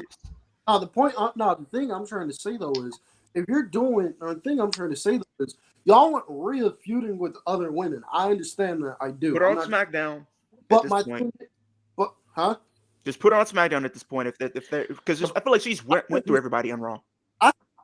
I think that's what needs to happen. Honestly, they need to do a draft because you got Jade Cargill over there. I don't think they never faced. You could do Bianca 1-on-1. You could do Tiffany. You could switch Bianca and Rhea's places, and it's like you can have a whole list of new matchups that you could do that could really refreshing things. I think Cam's point though is they could do other stuff with Rhea, but she's gonna win majority of the time, and people are still gonna be mad because she's winning. Yeah, people are going to complain about that. And like the other point I'm trying to make is when WWE fires a lot of the depth they have in the women's division, if I'm doing Rhea, let's say we're doing Rhea and Lyra, okay? Let's say we're doing the Rhea and Lyra feud. Rhea Ripley's probably going to win that feud. Yeah. Who the fuck am I putting Lyra in there to beat in the lead up to pay-per-view to at least keep her strong? We can't do Dakota because Dakota's gone. We can't do Dakota because Dakota's gone. So what, you're going to get Lyra and Natalya. So you're gonna do Lyra and Natalya. So you're gonna do Lyra and Natalya. Lyra is always Stark. The people are gonna complain about Zoe Stark TV. Lyra and Kyrie saying people are gonna complain about Kyrie losing. So like my thing is when you fire a lot of that's just fans being fickle. You fire Benny, quote unquote. Where's the build up here for these other women to get their wins back? Because we all know. We all know it's beating. We all know because we all. Let's keep it a bean. They not beating Rhea. EO's problem. Just keep it a bean. They not beating Rhea. Not beating Lyra. They're not beating Bianca, right? You know, they're not. There's a very good chance they're not beating Bianca. They're not beating Tiffany, and they're probably not beating Liv. And Charlotte's another one, probably back. I just hate the idea that people have for Liv right now. It's pissing me off. The idea that's going around right now is really pissing me off what they want to do with Liv. And I really need to get y'all opinions because this is crazy. This is diabolical. What? So apparently they're going around with the idea of Liv getting turned on by Judgment Day. She gets outed by everybody. That's fucking stupid. And then you have Raquel and Roxanne be the new tag team because they have history from NXT. That's fucked up. And this, it's going to get worse because people are literally saying Liv has to go find somebody. And who does she find? Rhea Ripley. That's fucking stupid. That's wild. No, that's wild. Who booked that? You had me at first. I wouldn't be mad if they wanted to expand Liv outside of the Judgment Day and push her as a single star. I mean, she's good as a single but like, she had to competitor, go but out like and find Rhea Ripley. That's crazy. Yes, Universal Yeah, that is has crazy. booking. What the hell, man? This WWE. that's 2K all over. Realistically, Right she there. doesn't really need to be the Judgment Day. She could be fine by herself. But like, to Yeah, go out and find a when we partner talk about and then like be like, this, "Hey, Rio, you and me." That's crazy. Makes no and sense. this goes back again. to Yeah, the I know we point had with our problems. I know you stole This my goes man back- and everything, but hey, I think we should be friends. What? That's crazy. No, it's they want to compare this to like Roman and Cody when they teamed up at Bad Blood, kind of. That was I don't Roman see and Cody that. teamed out of necessity. They did out of necessity. Yeah. out of necessity because they saw the like And, they saw the and, common and, evil, and they didn't the take common- and Cody didn't take Roman's wife. So What? And then on top of that, Roman literally said, Roman literally like, all right, yeah, this your problem now. This ain't my problem no more. So, But the So how- thing is, like going back to And what when we it got were to the saying point earlier where Cody with was the whole like, "Yeah, I'm set done with thing. that bloodline shit, bro." I'm literally. So But the thing is, They like ran right going back back. to what we were saying about the set thing. Like the thing is, when we go back to the set thing and talk about who potentially takes the title of Jay, I do expect probably Seth to take it. And if Seth does have a run, you could do like a Braun Breaker if you tell the story right. But I think that's long term. I would say if we know Saudi's gonna have the Rumble, I say Sammy probably wins because he's gonna probably be the most over on that show. Period. Point blank. You tell that story. He's winning the he Rumble. wins Two the title at scenarios for Mania. how I see Jey Uso's title reign in there. There's two scenarios. The one I expect, which is his title reign, is either going to end on the shows I listen to and shit. They're saying either June 9th or SummerSlam. Jey Uso is losing. So either June 9th, SummerSlam, Jey's losing that title, or what I can see happening, is I can see. Let's see, because I don't think Seth gets into Money in the Bank tomorrow. I say Let's see away how at Night of Braun Champions. wins the briefcase. Braun wins the briefcase. He's like, on Raw, what have we been saying? We've been like, on Raw, what have we been saying? We've been seeing Paul Heyman on Raw based on Braun Breaker. Hey, bro, just protect Seth. Just make sure Seth is okay. You know what I mean? Like, just make sure, just look out for Seth, and Seth gonna look out for it. So I can see Braun Breaker winning Money in the Bank, Braun winning the title, and then they do something similar to what they did with Luchasaurus and Christian. With AW did, where Seth's like, all right, Braun, you got that title. I need you to hand that bitch over to me. Over to me. And even I can see what you're talking about. If they do that, if they do that, that's wild. If they do that, then I wonder where does Bronson Reed, and if they do bring a fourth member, where that fourth member plays into that. Possibly, Facts definitely should be. Omos would be cool. Omos would be cool, but I don't see it. And what about Ilya? Would they put Ilya in that faction? He's not even back till September. Yeah, I don't know if they put. And then there's different names that I feel like could benefit, but what about Louis Kaiser? What about Louis Kaiser? Because he hasn't been doing anything. What about Louis? What about Ethan Page? I wouldn't be mad. That'd be interesting. I wouldn't be mad with that. That'd be interesting, but I don't see an Ethan Page reaching anything past the mid card. If I'm being honest. If there is one, honestly, I see him being like a multiple time IC champion. I don't see him being a future world champion. I think Ethan Page replaces Miz role. That's just me. I think he replaces. I would think if they do it, I don't know how people feel about it. I know he's kind of somewhat in a faction, but not really. I would say Louis Kaiser. Because I feel as if he needs something. I forgot about Louis I Kaiser. see. He needs something. I see Ludwig going after the IC. I don't know. I see Ludwig as a top tier heel mid carder. Like, yep, that's really what I see him. That's perfect. It should literally be him and Gunther. But I'm not saying that he can't be a future world champion because again, who knows what the future holds, right? But just based off of what I see from him, I'm like, oh yeah, he got top tier mid card heel written all over him. To me, like, IC title would written they all add over. a woman though? Would they add a woman? Would they add a woman to this faction? I can see Becky, but I can see Becky being added to it, but maybe there's only two people that really make sense. Yeah, Becky would be. There's only two Becky that and really Seth make sense. They are to add a fourth man that I think could benefit tremendously from it.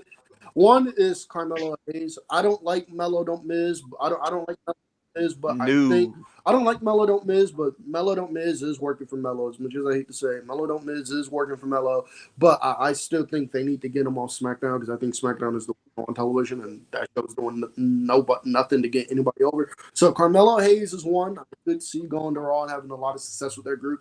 Second name is Austin Theory. It's not Melo or Theory. I don't want to see it. Austin Theory I don't really see any fits. other. They got He to really figure out what fits. they're doing to Austin Theory because he's still stuck in the vortex. Because Of it's Grayson like, Waller, so. 47-year if you look at it, they are really turning him face because the crowd loves Austin Theory. So I'm scared as if they're not gonna do it. And if they don't, would they do a swerve and have it be Grayson? I Yeah, don't no, think so. no. I don't want to see Grayson in there. He's a heel, but like I'm surprised to know that he's in his 40s for crying out loud. Or like it's crazy. Like maybe here's how they could do it with Austin Theory. All right, this is gonna be the last statement. We're gonna get some other people in here. So go ahead, man. Fair. So basically, like with Austin Theory, right? They could just easily try and like Seth knows Austin Theory. He knows he has the potential, right? And he's seen Austin Theory he knows Austin Theory can beat him because it literally happened. Like Austin Theory beat him for the U.S. Championship before, so he knows the potential that Austin Theory has, but he wants to utilize that. Now Austin Theory, he's gonna go back to his like NXT persona. He was a bit dumb and everything. He was like he's a lovable goof, right? Now he gets manipulated by Seth, and deceived by Seth But there's into history there, though. joining their faction to basically be part of their future and everything. But it's like a lot of the thing, like as time goes by, like Austin Theory soon realizes it's like, damn, this isn't really like what I really wanted to do anymore. It's But like, it makes I've sense already for him to been- join, though. It makes It sense for does. him to No, join no. because if you look at No, him and I'm not Seth, saying you go that- back to 2020.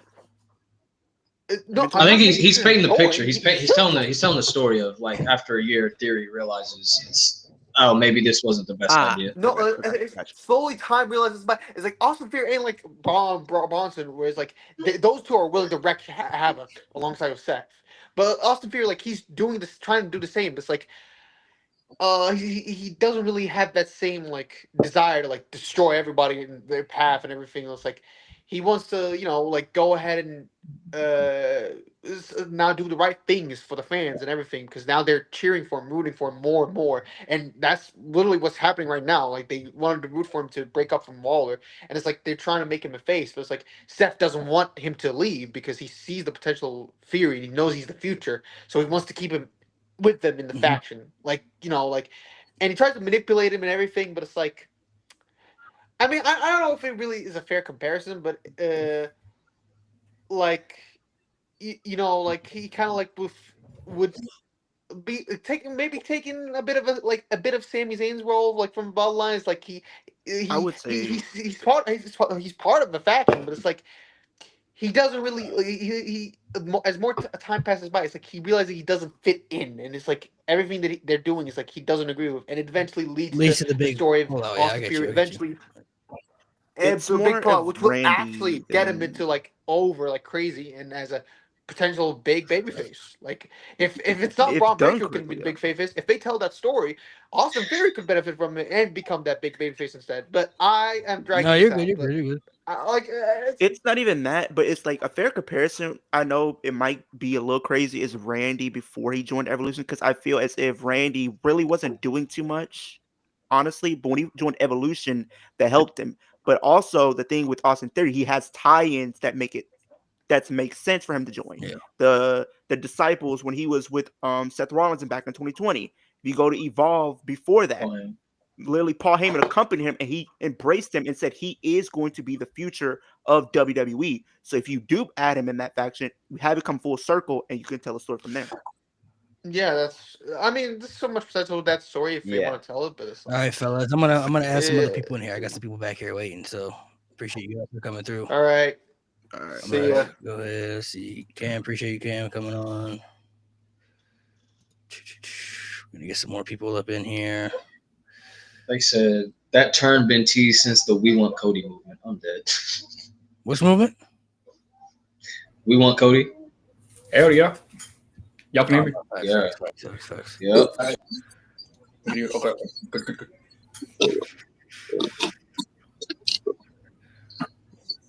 What's up, Jody? Malik, what's going on, folks? No doubt. What's going on? What's up, boy? Y'all hear me? You good? You're good. All right, cool. I'm gonna have another or somebody else who wants to join. Okay, so that's right now. What's going on, Jody? Not much. Just chilling. Just watching some Power Rangers a few minutes ago. But chilling. Watching Will Ospreay. Yep, chilling. I said Will Ospreay's crazy. Fellas, all right. So you guys have joined. We've been kind of just chatting all over the place. So I don't know if you guys want to add on to anything you've already heard, or you want to maneuver to something different. I'm gonna let them get that before. I'm gonna let y'all go first before I say something. What you want to say? What you gotta say, Jody? We don't do no my slander on here, Jody. No my slander. I've already know that. No, I'm hyped for the Evolution 2. The whole WrestleMania build for next year. Man, listen. You've already had Vegas in there. Like Malik saying on Twitter, like South Carolina could have a WrestleMania moment like they done on Raw in Greenville. They could have had that moment. And I'm a South Carolina boy myself. We could have had that Mania moment, but no, y'all want to have it Vegas again. Like, come on. Evolution 2. We could dive into some Evolution 2. It's long over. It's about time they brought that back. I ain't gonna lie. It's bad. About time. It's about time. Who we see main event in that show? Who gonna be the main event? I would easily. Ria versus Io? Bianca, probably. If they want to do that, we're going to Bianca. Stephanie Vaquer versus Io Sky again. You want to see Stephanie and Io Sky again? Mm-hmm. That match will be fire though. They had a good match. I mean, she said she want more of Io because she said I want more. Io and Rhea definitely probably could be the main event. I think they're probably gonna do Becky, Bailey, and Lyra in a little triple threat. I could see that. Yeah, but maybe Bianca and Jade and Naomi in the triple threat. If they want to do that too. Maybe if the they could maybe also bring some people back, even though they don't have to. But I mean I could see them doing something like that, too. They'll probably bring back Trish. Oh hell no! Oh, I remember what I told you about the Bellas. They're taking the tag title. Oh, and they can retire the tag titles. That's a good way to retire them. Casey, what you want to say, man? What's up, boys? I'm a newer viewer of this podcast, just letting y'all know. But appreciate y'all letting me get on here. No problem. So I've been watching y'all for about a month, so appreciate it. But anyways, besides the point. So I don't really watch NXT. I try keeping up. Mm-hmm. I really just watch WWE main roster. I just want to say something. Stephanie Vaquer really impressed me. I think who she had a match? Was it Io? She had a match? Yeah. Man, that really impressed me. I mean, she's not American, right? What is she? She's from Chile. Chilean. Man, she got me really impressed. And then, like I said, I don't really watch NXT, but I saw Miles Bourne's promo against Oba. Man, that really hit home with me. I really like that promo. But I think if you only watch Raw and SmackDown, I always credit people to at least watch NXT, because when people come up to the main roster, they may not be the same. Their presentation could change. You may not understand why certain people are vouching for certain ones to get pushed if you've only seen them on the main roster. If you only saw Shayna Baszler on the main roster, then you're not going to understand why people were upset by her booking and don't know what her presentation was like in NXT. Same with Shinsuke Nakamura. The same with Samoa Joe or just whoever. The Revival. You kind of hit it on the head, because I was watching. I mean, obviously we watched WWE, but when he first got called up, everybody's singing his song and all that. I was like, "Who was this guy?" Like, I didn't know who he was. But like now, like, to be honest, is he ever gonna do anything? Like let's be real. Like, he's been in the oven for a week straight. He ain't coming out of that oven, bro. He's waiting. A week. Like, there's no, a week is understated. Ain't no coming back for him. He's cooked now. He's cooked now. Yeah. But when he first came up, though, like, they had something, but they of course. Because was it 2017 where he won the Rumble? Was that the one? 2018. 2018. Man, because I think was that the Rumble Dolph came out number 30 and then got eliminated 3 minutes later. Was that one? Yep. Let me get hold on. So my favorite is John Cena. Y'all see this? Number 2, Dolph Ziggler. Y'all should have seen me. Where's Jay at when we need him? Y'all should have seen me. I was in the living room of my parents. I was straight back in my room where I'm at right now. No. I wanted it to be Jason Jordan. I wanted Jason Jordan to be. Yeah. What happened to him? 2018. He got injured, unfortunately. Wait, you wanted Jason Jordan to number 30 in 2018? Number 30. Yes, bro. I was a huge Jason Jordan fan, bro. I was all in on Jason. Man, Yes. man. You wasn't? Was that when he was End of Sin? Right. Jason Jordan was he was really he was a really good wrestler. He was a really good wrestler. That was when he was with Seth Rollins. Jason Jordan was that. Bro, he was tough. Bro, I kind of feel like they kind of should have put Chad Gable in that spot. Oh, for sure. They should have. Not 100%. But Jason Jordan, he had. a wrestler, but I was like, he'd go. When they were pushing him, I'm like, I mean, I don't really see him. Bro, to be honest. that heel turn when he eventually would have, because I think the plan was going to be, at least from what I saw, it's going to be him and Seth at Mania. They were doing something. That match would have been crazy. That heel turn, like he's such a naive heel. Like he thinks he's the good guy. He would have been like Kurt, like, oh, I'm the good guy. I'm doing things right. Why are y'all booing me? Like he would have, if he didn't get injured, bro. Oh my God, Jason Jordan. I mean, we never know how far he would have gone. Run. It just he never his personality didn't click with me. Like he was a really good wrestler, but it's like the personality aspect wasn't clicking. Like when he came, because he was a babyface. When he was I think it was 2017 when he was trying to get into the Survivor Series match. I was like, bro, they better not. I think, yeah, bro. Like, bro, that was so, bro. Like they were. Oh my God, because they hated him, and he pedigree. I'm like, dude, like he's naive. Like he thinks he's doing the right thing, but he's not. I'm like, bro, they have something great, and then he got injured. And he never he's a saw really it. good wrestler. The match he had with Cena and Roman on Raw, he was cooking. He was cooking. I mean, What's wrong with Jason Jordan, man? Shout out Jason Jordan and shout out to Roman Reigns turned 4 years old for his birthday. Tribal Chief, always. You know what I'm saying? Yeah. I feel like Jason Jordan.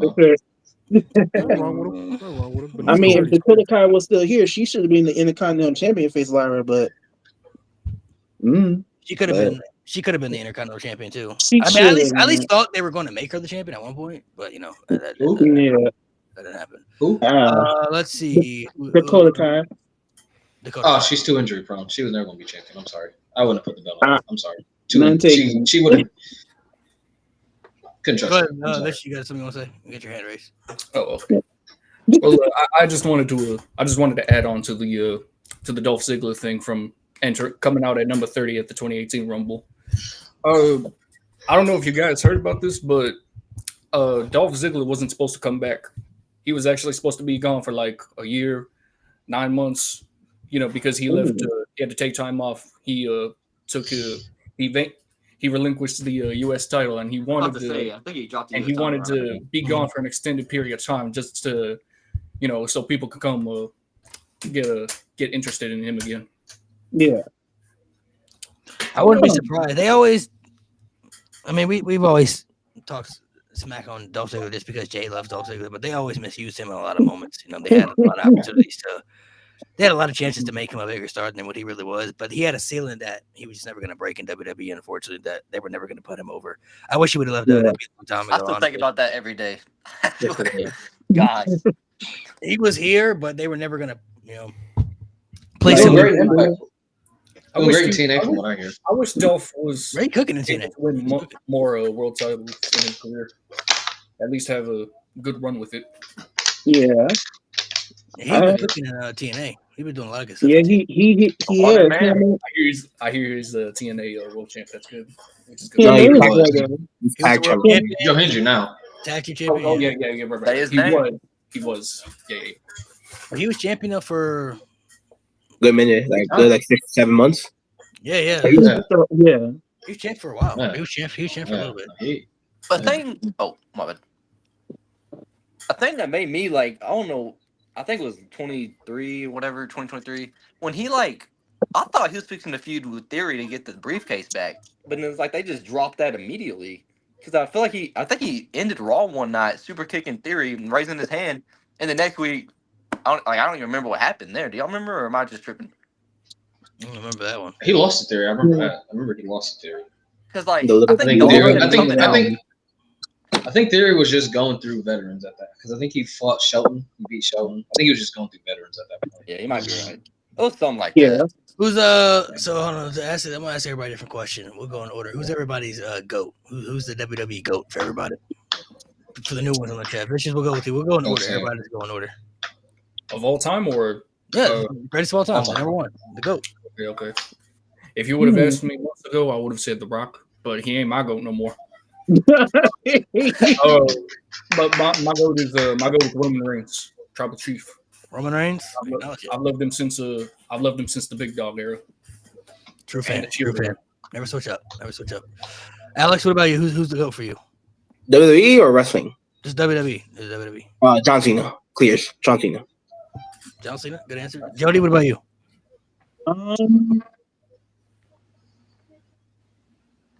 Nice. Randy Orton. Should have been you can't get rid of voices. You cannot get rid of that theme, especially 09 Orton. Agreed. Great team of all time, of course. Jay, what about you? I got Cena. Cena, valid. Casey, well, I'm pretty sure you got a John Cena shirt on, so Yeah, y'all know. Yeah. he was gonna say John Cena. Real answer's Omos, but you know, we answer. You know. Worse. So you got so you all had some good answers there. Randy Orton, John Cena, all legends. One thing I want to ask you guys that I didn't get to ask everybody else, but we do ask everybody to give some hot takes. So anybody got a hot take they want to share something? Can I go first? This is your chance to shine. So don't disappoint. Hot take. Oh, you got his hand raised, so he's ready. Malik, I got to talk to you about doing quick. We got to stop with that Jack Swagger hate. We got to stop. We got to stop. Next Swagger fan is here. What are we doing? Got to, man. Are we talking about Jack or his team? Are we talking about his team or Jack Swagger? The rest. Oh God. Me being honest, just the theme song. But when I troll, I love. Okay. Yeah. Just the theme. I think the theme's fire. I think both themes are fire. Theme is fire. Yeah, theme is fire. Get that theme out here.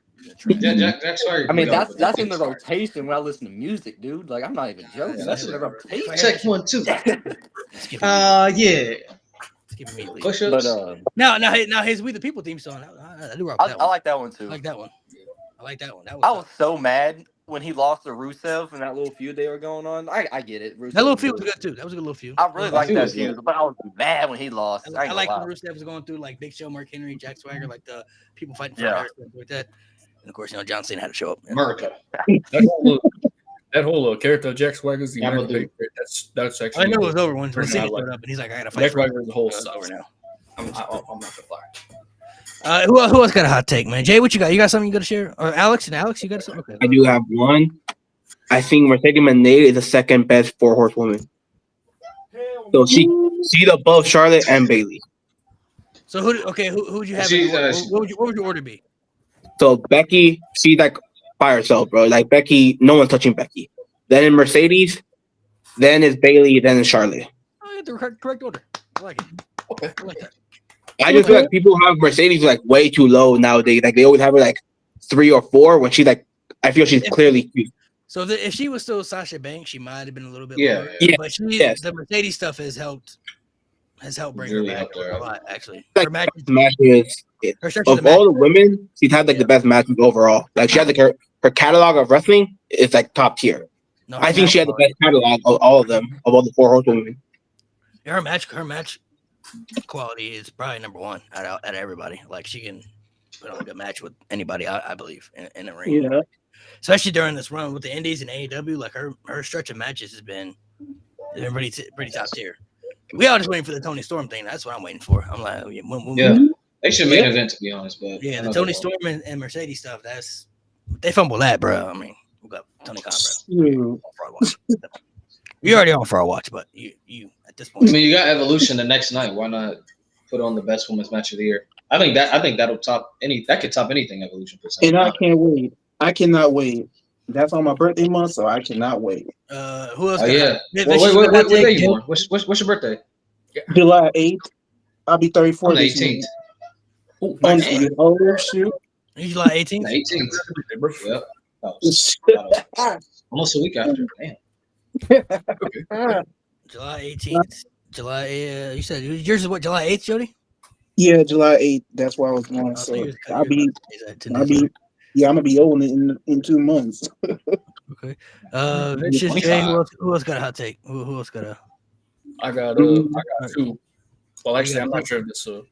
Well, right, I'm gonna let Jay go first. You got 2, so I'm gonna let him go, and then you go after. Okay.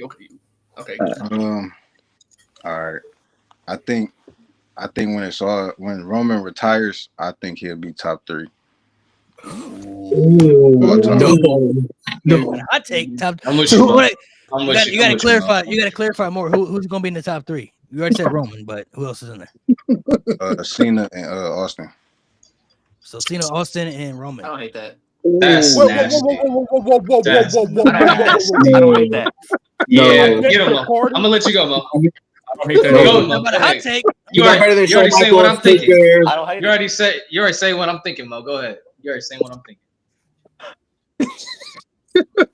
I don't know, man. You already say what I'm thinking. Roman Reigns. Exactly. Love you, big dog. Over the Undertaker? No. Over Sean. Over Sean. That's what he's saying. That's what he's saying. Over Sean. And fuck him. Honestly, fuck him. But Hulk Hogan's kind of crazy too. I'm not gonna lie. That's crazy. I hate him. After that, we can have a conversation. After that, we can have a conversation. I'll go after Mo. Top 3 though. No. Yeah, once he passes Hogan. I don't think if he passes Hogan. I already can't get with top 5, but top 3. Thank you, Mo. Thank you. Top 5 is not crazy to me, but top 3 is crazy. Top 3 is really pushing territory. Top 3 is nuts. But that's Mount. You're saying he's Mount Rushmore. Oh my god. Top 3. So Jay, we'll make Roman when it's all said and done. We'll make him top 3. I got to hear the justification for this. I'm top 3. I mean, bro, I already feel like because Big Dog, I don't think it was like that bad. Like, I feel like it had its bad years, but I don't think it was that bad how people making it. And Tribal Chief, I feel like Tribal Chief is the best title reign like WWE's had like ever. That's true. So then I was like, by the time he retired, I mean, it's not much that he has to do. He already got the dog ass babyface run going right now. So yeah, he do. It's not much he have to do. And I already, me personally, I already got him in the top 5 already. Ooh, already top 5 already? Already, bro. Who's top 5? Who's top 5? I gotta know. Cena. No order. Austin. You ain't gotta do it in order. You can just name them. I bet. Cena, Austin, Sean. Okay. We obviously said Roman. Taker and Roman. Yeah. Okay. Okay. Go ahead, Mo.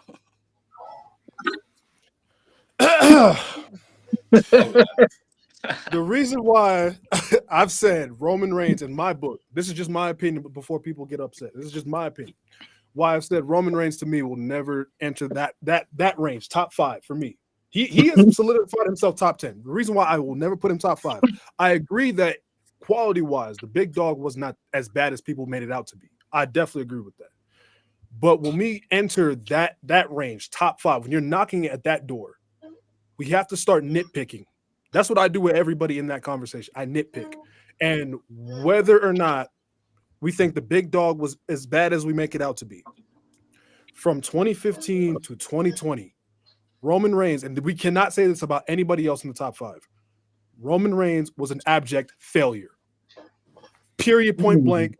There's no other way to put it. Roman Reigns, for 5 years, whether it was all his fault or not, was a failure at a main event level.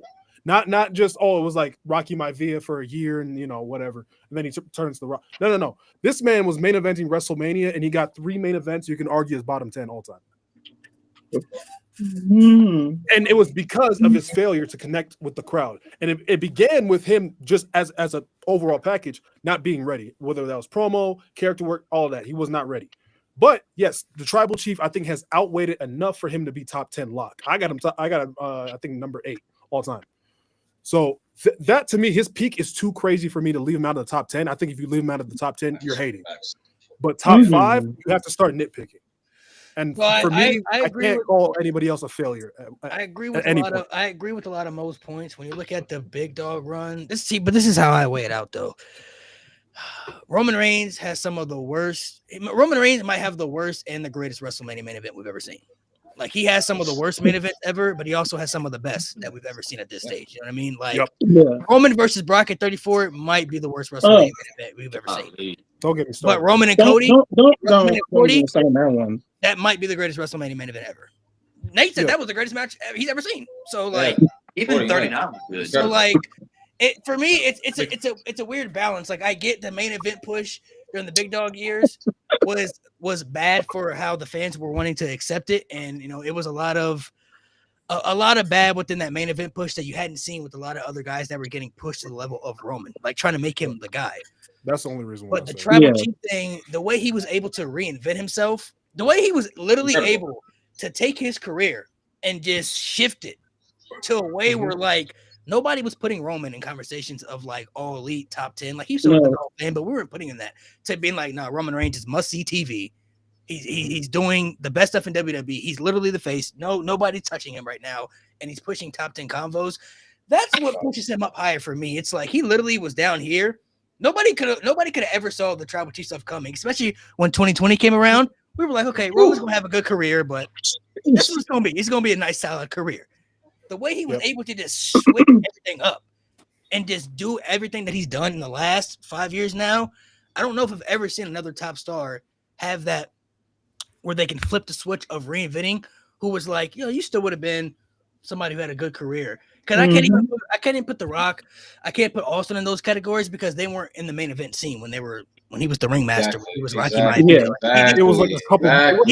These guys were at the bottom level, and then they became main event guys. But for Roman to be at the main event level and then have to switch everything when you thought it could have been too late. Because by the time 2020 came around, I was like, Roman Reigns, what I'm saying? He still would have been a Hall of Famer, but he ain't pushing no top 10s. You know what I'm saying? He ain't pushing those categories for him. No, not at all. Let around. And I feel like what we've seen now, especially for me, I'm like, bro, he could have been doing this for years, bro, in WWE.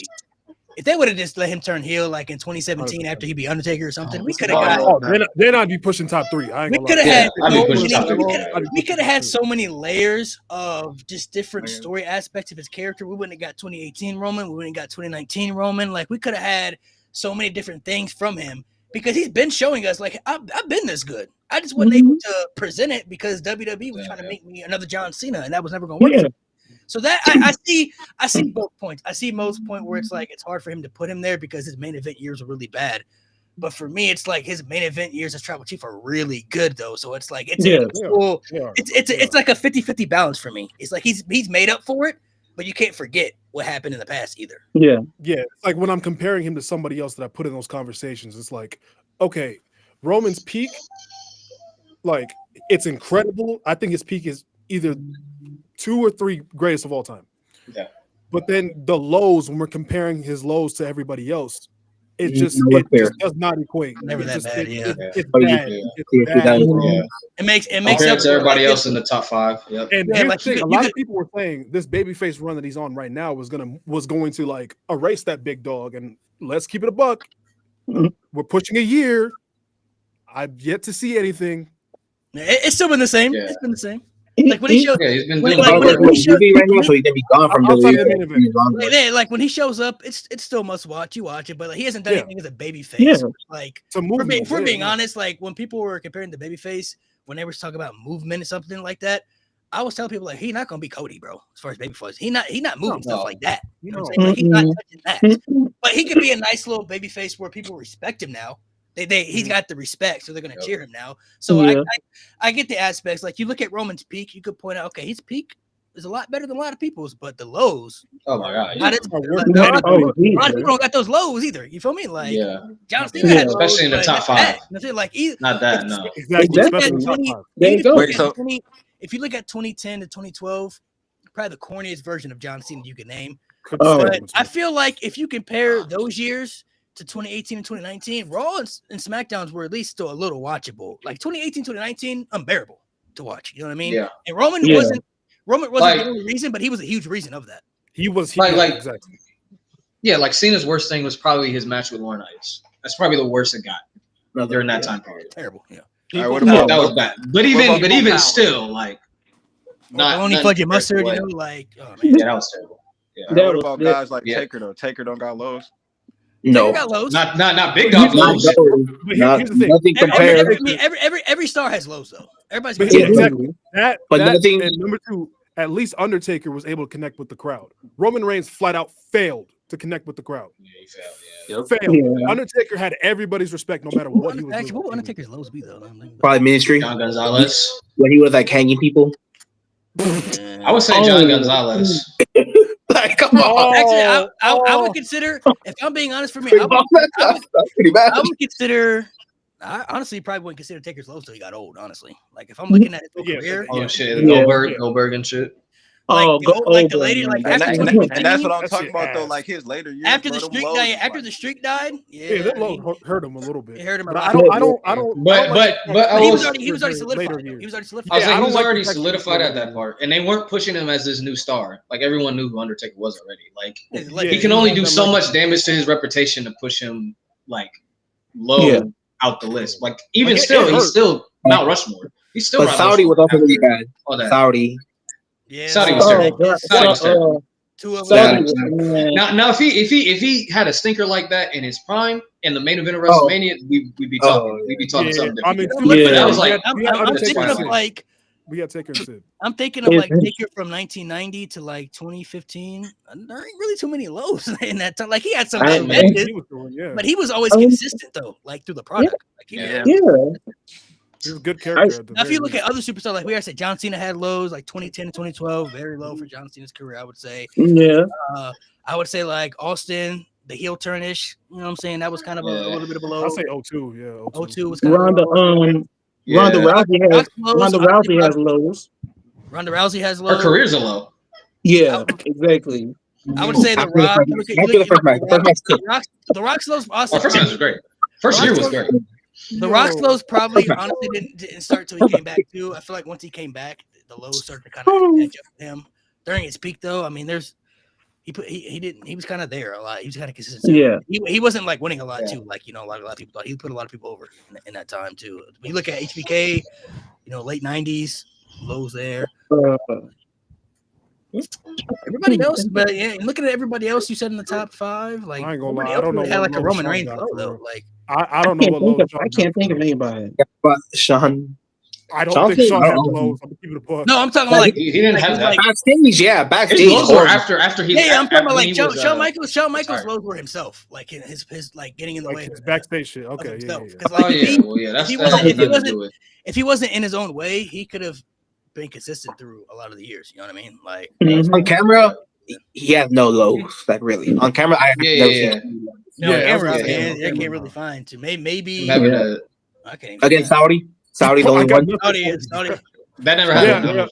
Yeah, that one match, I guess. It was just Roman Reigns was like Roman Reigns. It wasn't his fault, but it's like they were presenting him in a way that was never going to be accepted by the audience. You know what I mean? Yep. Yeah. Like they were trying to make him the next John Cena, and that just was never going to work. He's nothing. Like Cena told him to his face. You got to learn how to do it. Yeah, he's nothing like John Cena, and Roman was put in a tough spot where it's like Roman knew this wasn't what he was supposed to be, but he's just trying to do the best that he can with what he's given at that time. Yeah. He didn't have the ability to speak up at that time because he hadn't earned it yet. Once the pandemic happened, he had the right to be like, "Hey, I ain't coming back unless we do this shit my way now, bro. Like, I just won't come back. You feel me? Like, you really want me to be the guy? We gotta do it my way, bro, or I'm not doing it. You feel me?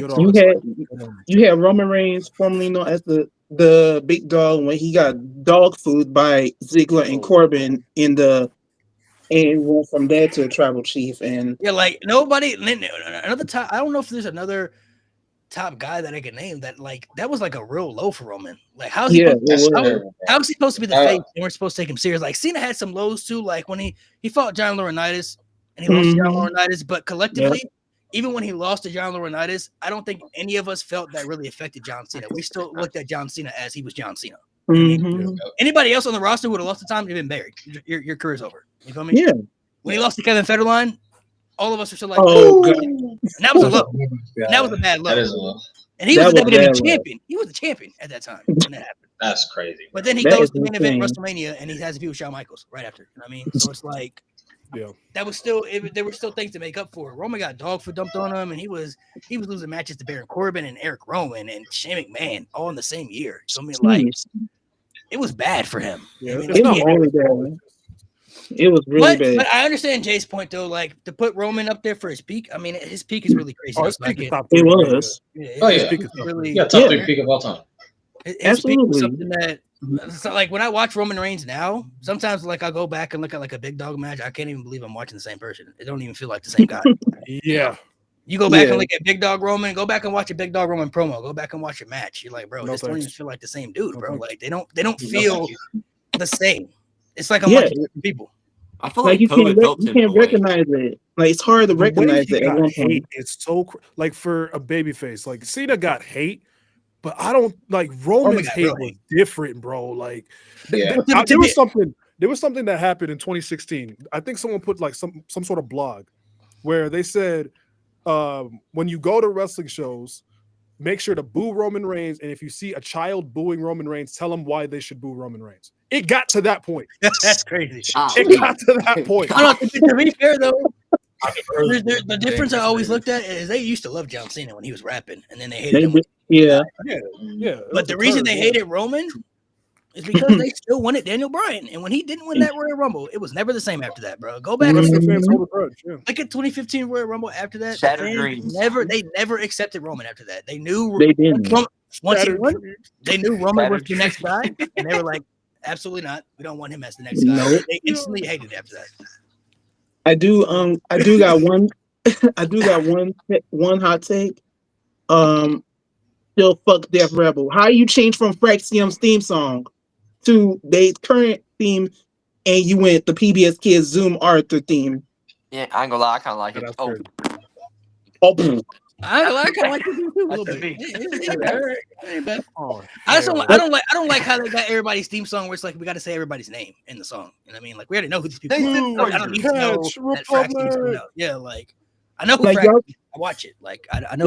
Yeah, y'all kept AJ Styles' theme and went from Death Rebel to bring my theme back right now. I was like, you bring that phenomenal theme back right now. It's just my fault, man. You said you had two hot takes, man. I'm gonna let you go real quick. Oh yep. But yeah. But I'll give Fraxion's theme another chance this week. I'll see how I feel about it. But Death Rebel, Jim Johnson's way better than Death Rebel. So I mean, Death Rebel had some bangers, but nah, I'll still listen to Jim Johnson. I don't know how they still around. About 50 terrible ones though. How is Death Rebel still employed? Yeah, that's what I want to know. Yeah, like when you had the Usos theme so close now with their face paint in the 2000 when they first came with Tamina, and you went from street theme to so close to Uso penitentiary theme, and then 15 years of the Usos today celebrating their WWE legacy and where they go from there. That's crazy. Jimmy Uso should have been the United States champion right now, but you got LA Knight running around. So Big Jim. Vicious, you said, did you want to share your hot takes? You said you had two of them. Oh yes. Well, this first hot take, I'm gonna say is that I don't really know it's a hot take considering how some of us feel about him, but Legacy is not a top 10 faction all time. Oh, it's not even close. Yeah, Mo talked about it before. Bro, can I say something before people have them top 10? Folks, folks. Okay. I think y'all need to go back and watch 09 Orton for real. Yeah, please do. Y'all need to go back and rewatch 09 Orton for real. There's a lot of revisionist history. His character work was great. 09 in terms of quality of what he was doing. Mm-hmm. It was very up and overrated. Very up he and was down. The most overrated pick. Triple H invaded Randy. Triple H invaded Randy's house. That build was great. What did you say? What did you say, Vicious? You said what? I said I was just copying what Mo said, like when he talked about 09 Orton. 09 Orton, most overrated peak of all time. Yep. And I don't think people are ready to have that conversation. All time though? All time? What makes it what makes it overrated though? I'm gonna let him explain. Jeez. Man, where do I start? Like Mo said, Randy Orton's character in 09 was like very great, but when you look back at it, not a lot of good happened. Other than the Triple H feud, not a lot of good happened. Bro, he was acting. James just said it. He was acting like a bitch against 09 Ric Flair. This nigga was getting dog walked by 09 Ric Flair. What? Nah. Yeah, I've always said that. I've always said that Legend Killer is better than 09 Orton. Yeah. Yes. Legend Killer. There's so many better versions of Randy Orton. If you go back and look at Legend Killer Orton, he was doing pretty much a lot of the things that 09 Orton was doing. It was just it was a lot more menacing. Like I watched Legend Killer Randy Orton RKO people's grandmothers in the ring, fathers. He spit in somebody's face. I watched him try to murder the Undertaker on like many different occasions. Like and I watched him beat like all these legends. Like he was actually beating legends. Like in pay-per-view main event matches. I had you like it. 09 Orton was great. I feel like it started off really good. If that main event of WrestleMania had lived up to expectations, it would have been a different conversation. But like other than the storytelling, okay, I'll say the storytelling was really good because even though the Cena matches, there were some good ones and some bad ones. The storylines were really good. But you look at like most said, the quality of matches. It was like this. It was like up and down. You know, they was their good ones. It was more bad than good. It was. I feel like people love 09 Orton just because of the character work though. Like 09 Orton was a demon. But I promise you, if you go back and look at Randy Orton from 03 to 07, he was doing a lot of stuff. He was doing a lot of the same stuff. I watched him try to end RVD. I literally watched him try to end RVD's career. I watched him try to destroy Shawn Michaels' career right in front of my face. When he literally, you go back and look at Judgment Day, I watched him literally beat down Shawn Michaels, and then his wife stood in the ring and it was like, please, like, stop hurting my husband. You know what I mean? Like, and I remember that Orton had been a demon before 09. And I remember that moment when Orton was in the ring with his spinner championship and Kofi Kingston was backstage with that NASCAR with Orton's face and all covered in orange paint. And slammed it and stomped and like Kofi said, I don't think you ever look better. Slammed the bucket of paint and Orton was pissed. He was like, you did not just mess up my NASCAR. How dare you? That shit was hilarious, bro. Stupid. Oh God, Orton and Batista in 09. Oh yeah. Dog water. What do they do? They had that steel cage match, and then he broke steel his arm. Cage was ass. The match at Judgment Day is even worse. Oh God. Well, the match had a Judgment Day. What was that? They just had a regular one-on-one for the world title. Oh, the world title. Okay. They had Randy Orton hugging a fucking post to try and get away from Batista. Man, fuck out of here. There was one match in the pandemic era in the Backlash between Randy and Edge while nobody was in the performance center. I'm like, oh, that shit was ass. That was What was the match at Backlash? Yeah, the greatest. No, I'm talking about match WrestleMania. ever. Talking about WrestleMania. We're talking about WrestleMania. We're talking about the last man standing. Shit, both. All of the above. Great. That sounds great. What are you talking about? That match at Backlash was great. It was all right. All right. I need to rewatch that one. That was a really. If they didn't slap the greatest wrestling match of all time on it before, you like it actually would have. That was one of the matches that deserved a crowd, like in front of the people. Yeah, that match was yeah. It was slow as fuck in the beginning. Man, so Daniel Bryan matches or Bryan Danielson matches. Now the last man standing match was very long. I mean, I didn't hate it, but it was really dragged out though. It was like 40 minutes. I mean, yeah, that was crazy to me, but I mean, it was 40 minutes. But it was still fun to watch though. Like it pandemic and shit. It was. Wait, Vicious V, you had one more, right? Yes, yes. But before I say that one, since we were talking about Randy Orton characters, a pretty underrated character I would say of his was when he was the anti-hero version of the Apex Predator from 2011 to 2013, which was when he took down the New Nexus when he was taking on Christian. 2011 is one of Randy Orton's best years, if I mean. Yes, that's better than 09. Better than 09. Come on, yeah. 2011 Randy Orton, especially the match quality. Him and Christian, bro. Oh my God, the match today. Oh, great. Never had that match.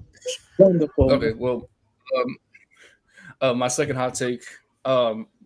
This made Mo crash out, but 2017 WWE was probably their best year in the 2010s. 2017. If you take away Jinder Mahal, you can't. That's literally your main champion. You cannot. 2016 is right there. But here's the thing: 2016 was good, but WrestleMania 32, that was other than the triple threat match, that was forgettable. But that's the only bad part. No, 33 was 33 was mid. It was okay. Backlash was ass. Like all them show, a lot of them show. SummerSlam. If you look at the big fours in 2016, though, I think Survivor Series might have been the only one that was really great. Money in the Bank too. I agree with that. Royal Rumble was all right. Royal Rumble was all right, but SummerSlam was kind of mid, especially that end. Especially that main event. Yeah. 2017, no way. WrestleMania was not that great. What else they have in 2016? 2017 had a lot of good. Hold on. Survivor Let Series him name. What's the good? I need to know the good. Let me see. Survivor Series. Now it's my favorite. It's my favorite show of all time. Survivor Series 2017 was great. It had the. It also had the Shield reunion. That was cool. Yeah, it was alright. Had Kurt Angle come back to the. No, come back no, to no, in-ring no, competition. no, not the 2017 Kurt. No. 2018. I'll give you that WrestleMania match at 34, but no. I feel like at 2017. Okay, so look at the main roster. Royal Rumble was okay. Royal Rumble was all right. The overall show was okay. That's cool. WrestleMania was cool. Yeah, it was all right. SummerSlam was. SummerSlam. Other than that, Fatal 4-Way. What else was I would say the pre-show and the Fatal 4-Way. Jinder and fucking Shinsuke. Survivor Series was pretty cool because you had Brock and AJ. The main event was okay. Good. The Shield and I think wasn't that Ronda and Charlotte was good. Oh, Ronda and Charlotte was great. Great. But 2016 clears. But 18. Yeah. Oh yeah, never mind. Oh yeah, well 2016 clears anyway. Yeah. Like a lot. 2014. I hated the men's 5-on-5 in 2017. 2014 Dolph. Yeah, I was so excited, but that was so disappointing.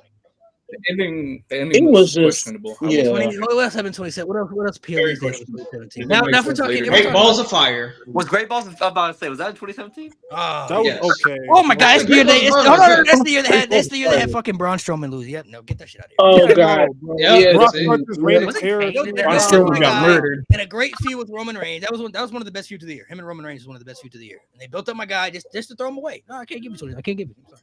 Yeah, 2017 had Brock starting the reign of terror. Nah, I actually would say 2014. 2014 reigns of terror in 1 year. 2014 was actually pretty good to me. I really did like 2014 was good. That man Brock had a briefcase with a boombox for that Money in the Bank and danced around. That's 2019. That shit was ass. That was that is a hot take. I would personally say in the 2010s, 2014 would be better. 2016. I think 16 is number one. Yeah. Yeah. 2014 was really good, man. I like 14 was good. 14 was good. I think 14 was good. 2015, 14 was good. 13's underrated too. 13's underrated. 13's a great year too. Okay. Oh, 13 was it was all right. Daniel Bryan. Yeah, the Daniel Bryan. The rise of Daniel Bryan. I know. Oh yeah, that was bad. That was bad. Terrible. It was more like the second half. It was more like the second half. Yeah. Yeah, the second half was good. Like SummerSlam was good. I enjoyed SummerSlam. 2013 SummerSlam was good. 20 Survivor Series was. Oh yeah.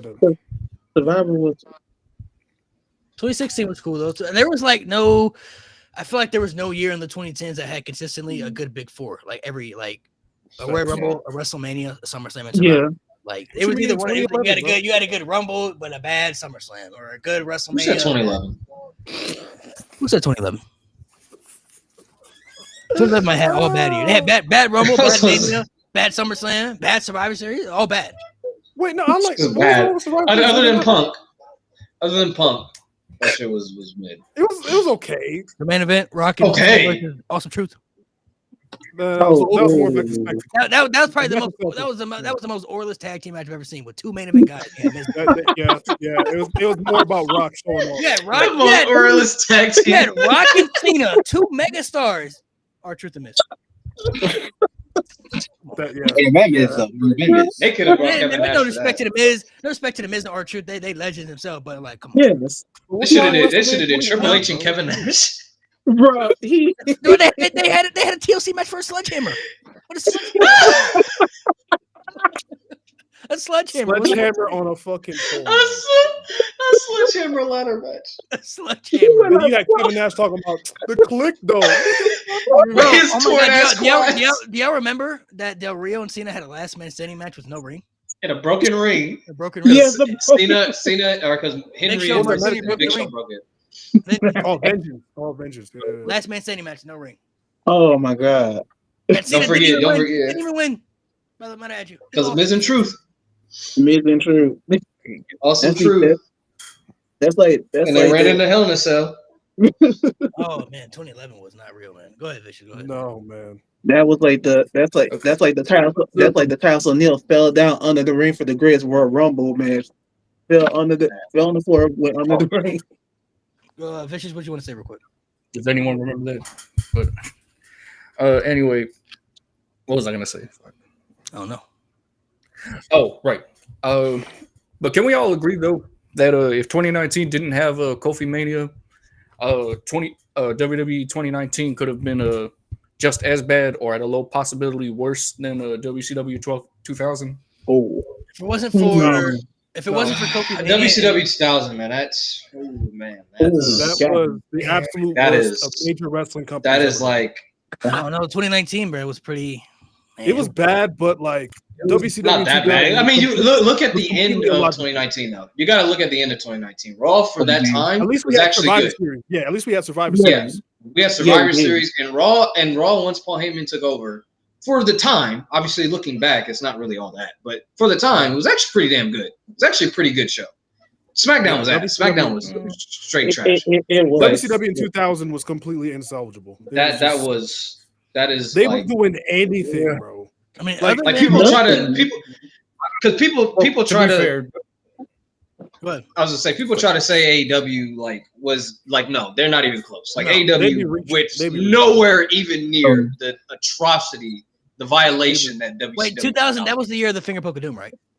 No, that was the year. No, that was the year before. Championship run? Was that 99? 2000 was when they hot potatoed the world title many times. Okay. 2000 was just. Was that David Arquette championship run? 2000 was everything. Let's just say it. Vince Russo won the WCW title. Yeah. It's like Vince put the title on himself. Oh wait, he did that. Never mind. He did do that. I think 2 years prior. So 2 years prior. To be fair though, we don't tax ECW because he had do-rag on, so you get a pass. That's true. Yeah. At least it was entertaining. It was entertaining. So I mean, you get a little pass. But yeah, I just wanted to ask that because that's personally how I feel. Yeah, 2019 was just the hot potatoing. Other than Kofi Kingston and Becky Lynch, I mean, other than the main roster was.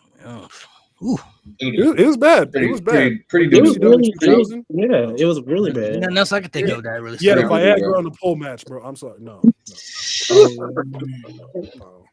Hey, but to be fair, wasn't 2019 the year when the Revival was back there in the bathroom shaving each other's back? Yeah. Yeah. That wasn't taking Viagra. Okay. I don't know. I don't know what they was doing back there. I can't tell you. Did they have Judy Bagwell on a forklift match? Wasn't that year? New Blood Rising. New Blood Rising. Bash at the Beach. Bash at the Beach 2000 is one of the worst pay-per-views I've ever seen in my life. Oh my god. Want to run down real quick what happened at the show for us? Bro, let me fucking Hogan and Jarrett where Jarrett just lays down and takes the pinfall. Hogan's like, this is why the company's in a state like this because of bullshit. Yeah. Let me flip the rest of the card. This shit was bad. And like they were trying to promo like later that night, right? Yeah, and then Vince Russo cuts a promo, and then you never see Hogan in WCW ever again. Yeah, he walked out. He never came back. Wait, that was let me read this card. Let me read this card. Lieutenant Loco, member of I believe Misfits in Action, defeats Juventud Guerrera in 12 minutes for the Cruiserweight title. Big Vito defeats Norman Smiley and Ralphus for the WCW. Ralphus is a crazy name. Daphne defeated Miss Hancock, aka Stacy Keibler, in a wedding gown match, which is one of the most ridiculous. Bro, it was so bad. I think there was like some spot with a wedding cake or something. And that got so stuck all over the mats outside, it took them like 20 minutes to clean that shit up. It was bad. They're still. It was bad. Chronic defeated the Perfect Event. Fucking Sean Stasiak and Chuck Palumbo. Yeah, that's moving somebody. Chris Kanyon defeated Booker T. Okay, that match was okay. Mike Awesome defeats Scott Steiner by disqualification for the U.S. title. Vampiro defeats the Demon, not Finn Balor. Yeah. In a graveyard match. Shane Douglas defeated Buff Bagwell. Yeah. The Hogan and Jarrett thing. Goldberg versus Kevin Nash. Heel Goldberg versus Kevin Nash for Scott Hall's WCW contract when Scott Hall was already fired from WCW. All right, for sure. And then main event Booker T and Jeff Jarrett was okay. That was okay. But man, that shit was a fucking mess.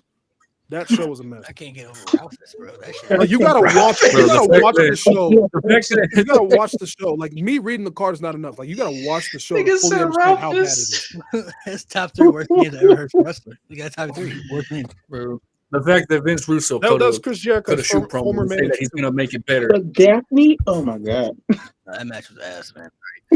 All right, fellas, gentlemen, we're gonna go ahead and sign off. Appreciate you guys for joining, coming through. We'll be on over 2 hours now. So. Anytime. Can I actually ask a question before we rotate? Go ahead. Okay. Well, I asked Mo before. I asked Mo this before, and I want to ask everybody else here. What is the main reason you became a wrestling fan, or who got you into wrestling? For me, my uncle used to. Well, my uncle still watches a little bit, but he's the one who got me into it heavily.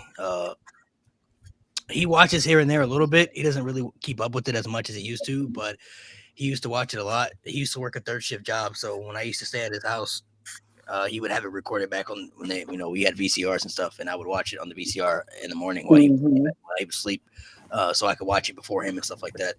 And then when I really started to watch, Eddie Guerrero was the first wrestler that I really started to pay attention to when I got into wrestling, and then John Cena was the guy that really kept me in it for a long time. But I started watching like 2004, and I don't know, bro. Just every year I was addicted. I was never got out of it. All my other friends used to watch it, but as they got older, they kind of fell out with it and moved different ways. Not me, bro. They always knew I was still watching. They was always asking me like, "You still watch that wrestling?" Yeah, yes, I do. Every week, I watch it every week. So pretty much, my uncle's the one who got me into it, though. So Okay. Yeah. For my reasoning, I actually got exposed to it first in 2009, but I didn't become a full-time watcher or a full-time fan until 2014, and it was perhaps the best storylines that wrestling's ever told. That being WrestleMania, and the first match I've ever watched of his was the steel cage match with him and Bray Wyatt versus the Usos, and I was like, okay, I like this guy. The match that got me into it is weird. I don't know why, but my grandma used to buy me a lot of the wrestling DVDs I still have. The match that really hooked me into wrestling was the 2005 Simon Dean versus Maven. No, chill out.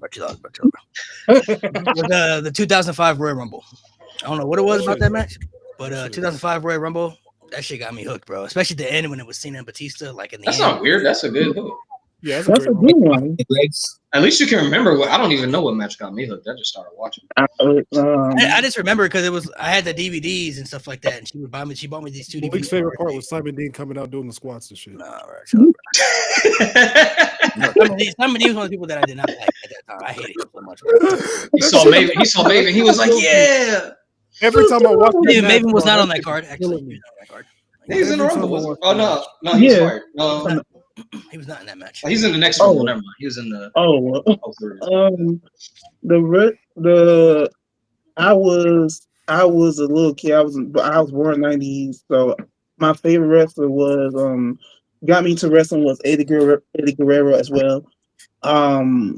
And I started to watch wrestling when I was a kid because I was watching the Attitude Era, and then went from that to Ruthless Aggression Era when Cena told Kurt Angle, "Who in the hell are you? I am John Cena, Ruthless Aggression Foul." And then up till now, Randy Orton was also one of my favorite ghosts. But until then, it just got me hooked. Like I was like, I want to watch wrestling because I started collect wrestling DVDs as well.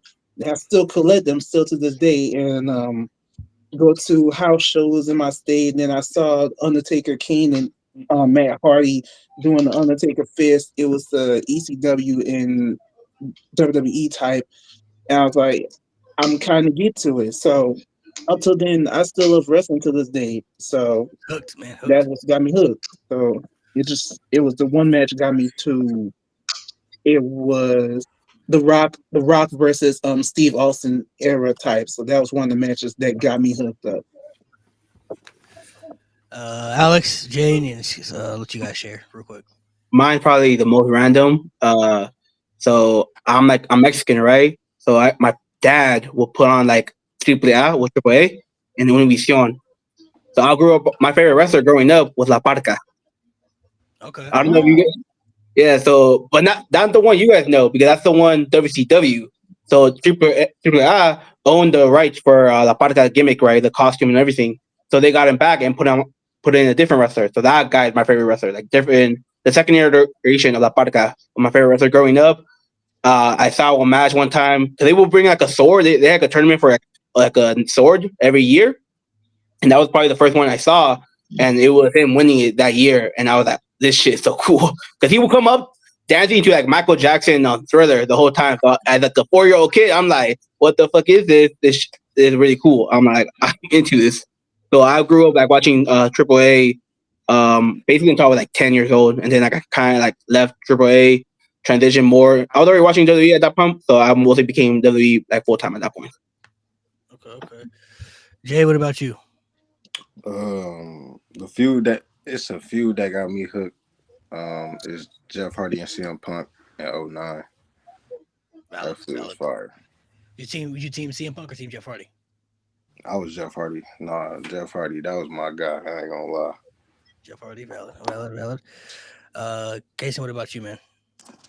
Mine's probably the most simplest. My dad took me for a Raw when I was in 3rd grade. First time I ever went. Didn't know anything about it. I think it was John Cena and Kane were feuding at the time. And breaks the hate.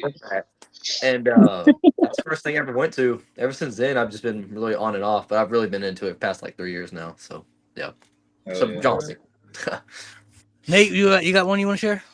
You remember yours?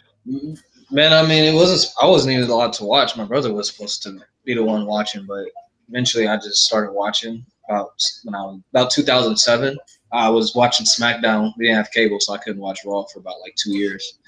But I don't know. I can't name you a particular match or feud. I just started watching. I don't even remember my dad or anybody telling me that was scripted. I think I always knew. I feel like I just always knew it was scripted. I didn't care. I was just hooked. I thought I did. I will say when I saw like John Cena and Randy Orton were friends in real life, that broke my heart. But I kind of always knew like they weren't actually hurting each other and stuff. I just didn't know like to the extent of like how scripted it was. So like seeing those videos like always like shocked me. I was like, what the fuck? Like why are they hanging out? I thought they hated each other. I thought, but yeah. I mean, I can't name you a particular feud. I just watch. I was hooked. Mo, you got one? Okay. Yeah, right around the same time for me, it was 2007. Looking back now, I know it was the SmackDown after WrestleMania 23. I was just scrolling through channels and I stumbled upon that. And first wrestler I ever saw was Undertaker, and he was coming down dragging the big gold belt with him. And then that was the promo when Batista came out like, what did he say? He said, "Congratulations, I won my rematch," and he left it at that. I've been hooked ever since then. You guys, so if everybody's favorite wrestler, do you know when your favorite wrestler became your favorite? Like when that was like, that's my guy right there. It's been so long. When I found out Shawn Michaels was a born-again Christian, he became my favorite. And I started watching his stuff. And I was like, oh, this guy's actually really good too. So I think he was my first favorite wrestler. Like I don't think I had a favorite till I found that out and I started watching Shawn Michaels. I was like, oh my God, this guy's incredible. And ever since then, he's still my favorite wrestler to this day. Yeah, John Cena was I'll never forget. For me, it was the I Quit match against JBL. I mean, I already liked John Cena before then, but I didn't like definitively have a favorite. But after the I Quit match with JBL, and I mean, he was on the ropes with the 2 belts, and he had that blood on his face. I'm like, nah, he can't nobody tell me he ain't tough. That's the name, bro. I don't care what nobody say, bro. And nobody that was crazy. That was insane. Yeah, he different, bro. I was like, he different. Like, can't nobody tell me otherwise. I don't care what nobody say. No. I would have to say John Cena as well. He went from the Dr. Thugonomics to hustle, loyalty, respect when he fought Orton numerous times, when he was doing that the 3 stages of hell when he handcuffed Cena and snatched the key out Cena's neck. Orton said, "Give me this crap." And I said, "I'm taking that key away from you. I'm just gonna hit you with the candlestick." But I still say Cena as well. So that was always my favorite. Randy Orton's still there too, but Cena go. Okay. Valid. Hey, for me, when I found out that Roman Reigns was my favorite of all time, even though he wasn't always, but It's when he won the 2015 Rumble. Ooh. And after he lost to Seth Rollins when he cashed in, I was like, See, at least Roman, when I saw him he down, had I one was fan. like, He had one fan out there. back up. Okay. I hope he gets back up. Alex, what about you? I don't know who your favorite is, but Dang, it's tough right now. My favorite probably of all time gotta be AJ Styles. I went back and started watching like some of his old matches in 05 when I was like 15, and those were crazy. Especially there was like the exhibition match where he did like a flip and like barely landed like on his back. That spot was crazy. I was like, nah, this man is different. Like hang time, it was a good like 2 or 3 seconds. I'm like, how he literally defied gravity for me. I was like, how did he do that? How did he not break his neck? I was like, You're talking about the 360 spin that he's still doing right now. No. He was TNA. Yeah, he was hanging on the ropes, and like somebody kicked him off, and then like he did a flip and like barely like landed on his back. Oh, okay, gotcha. This was an Ultimate X match in TNA. Okay, that's when it was still 6-sided, right? Yeah, it was him, Chris. So you know that shit hurt. Yeah. Jay and Scott and Casey will let you guys go, then we'll sign off. When did you know your favorite wrestler was your favorite wrestler? Mine, I'm gonna say Roman. When I knew Roman was my favorite, probably when he beat Brock for both titles. He was holding it up on stage. Yeah, that was tough. I was at that Mania too. Yeah. Okay. That's what Casey, what about you? I remember literally waiting every Monday to see if John Cena would come back and beat the Nexus. That whole storyline, I was a kid, that's what really connected with me. I remember my dad, I was watching it in there. I was like, Dad, you think John Cena beat him? Because I didn't watch none of the pay-per-views back then. So I was waiting every Monday to see what was going on. That's what really got me going. So been a John Cena fan ever since. Valid. Look at this. All right. Fellas, appreciate you guys for coming on. No problem. Appreciate it, y'all. There will be another open mic episode in the future, so make sure you guys stay tuned for that. So if you want to pull up, come through, check out the open mics. Gotta stay tuned, fellas. We appreciate you guys for coming on. I'm gonna go ahead and get you guys out of here, and then we're gonna go ahead and sign off with us, fellas. We'll be back next week talking about whatever. I don't know what we're gonna talk about. I guess we'll figure it out when we get there. You know, a lot of things going on right now, so they got all these pay-per-views, back to back. So we'll have to try to make some and Double or Nothing tonight. Yeah, got NXT and Double or Nothing. So I'm gonna have one up here and one over there. Gotta watch both at the same time. So make sure you guys subscribe to the pod. Thank you guys for coming through. For the ones who didn't get to come up here, if you were in the backstage in the chat, I apologize. We'll get you guys up here next time for the open mics.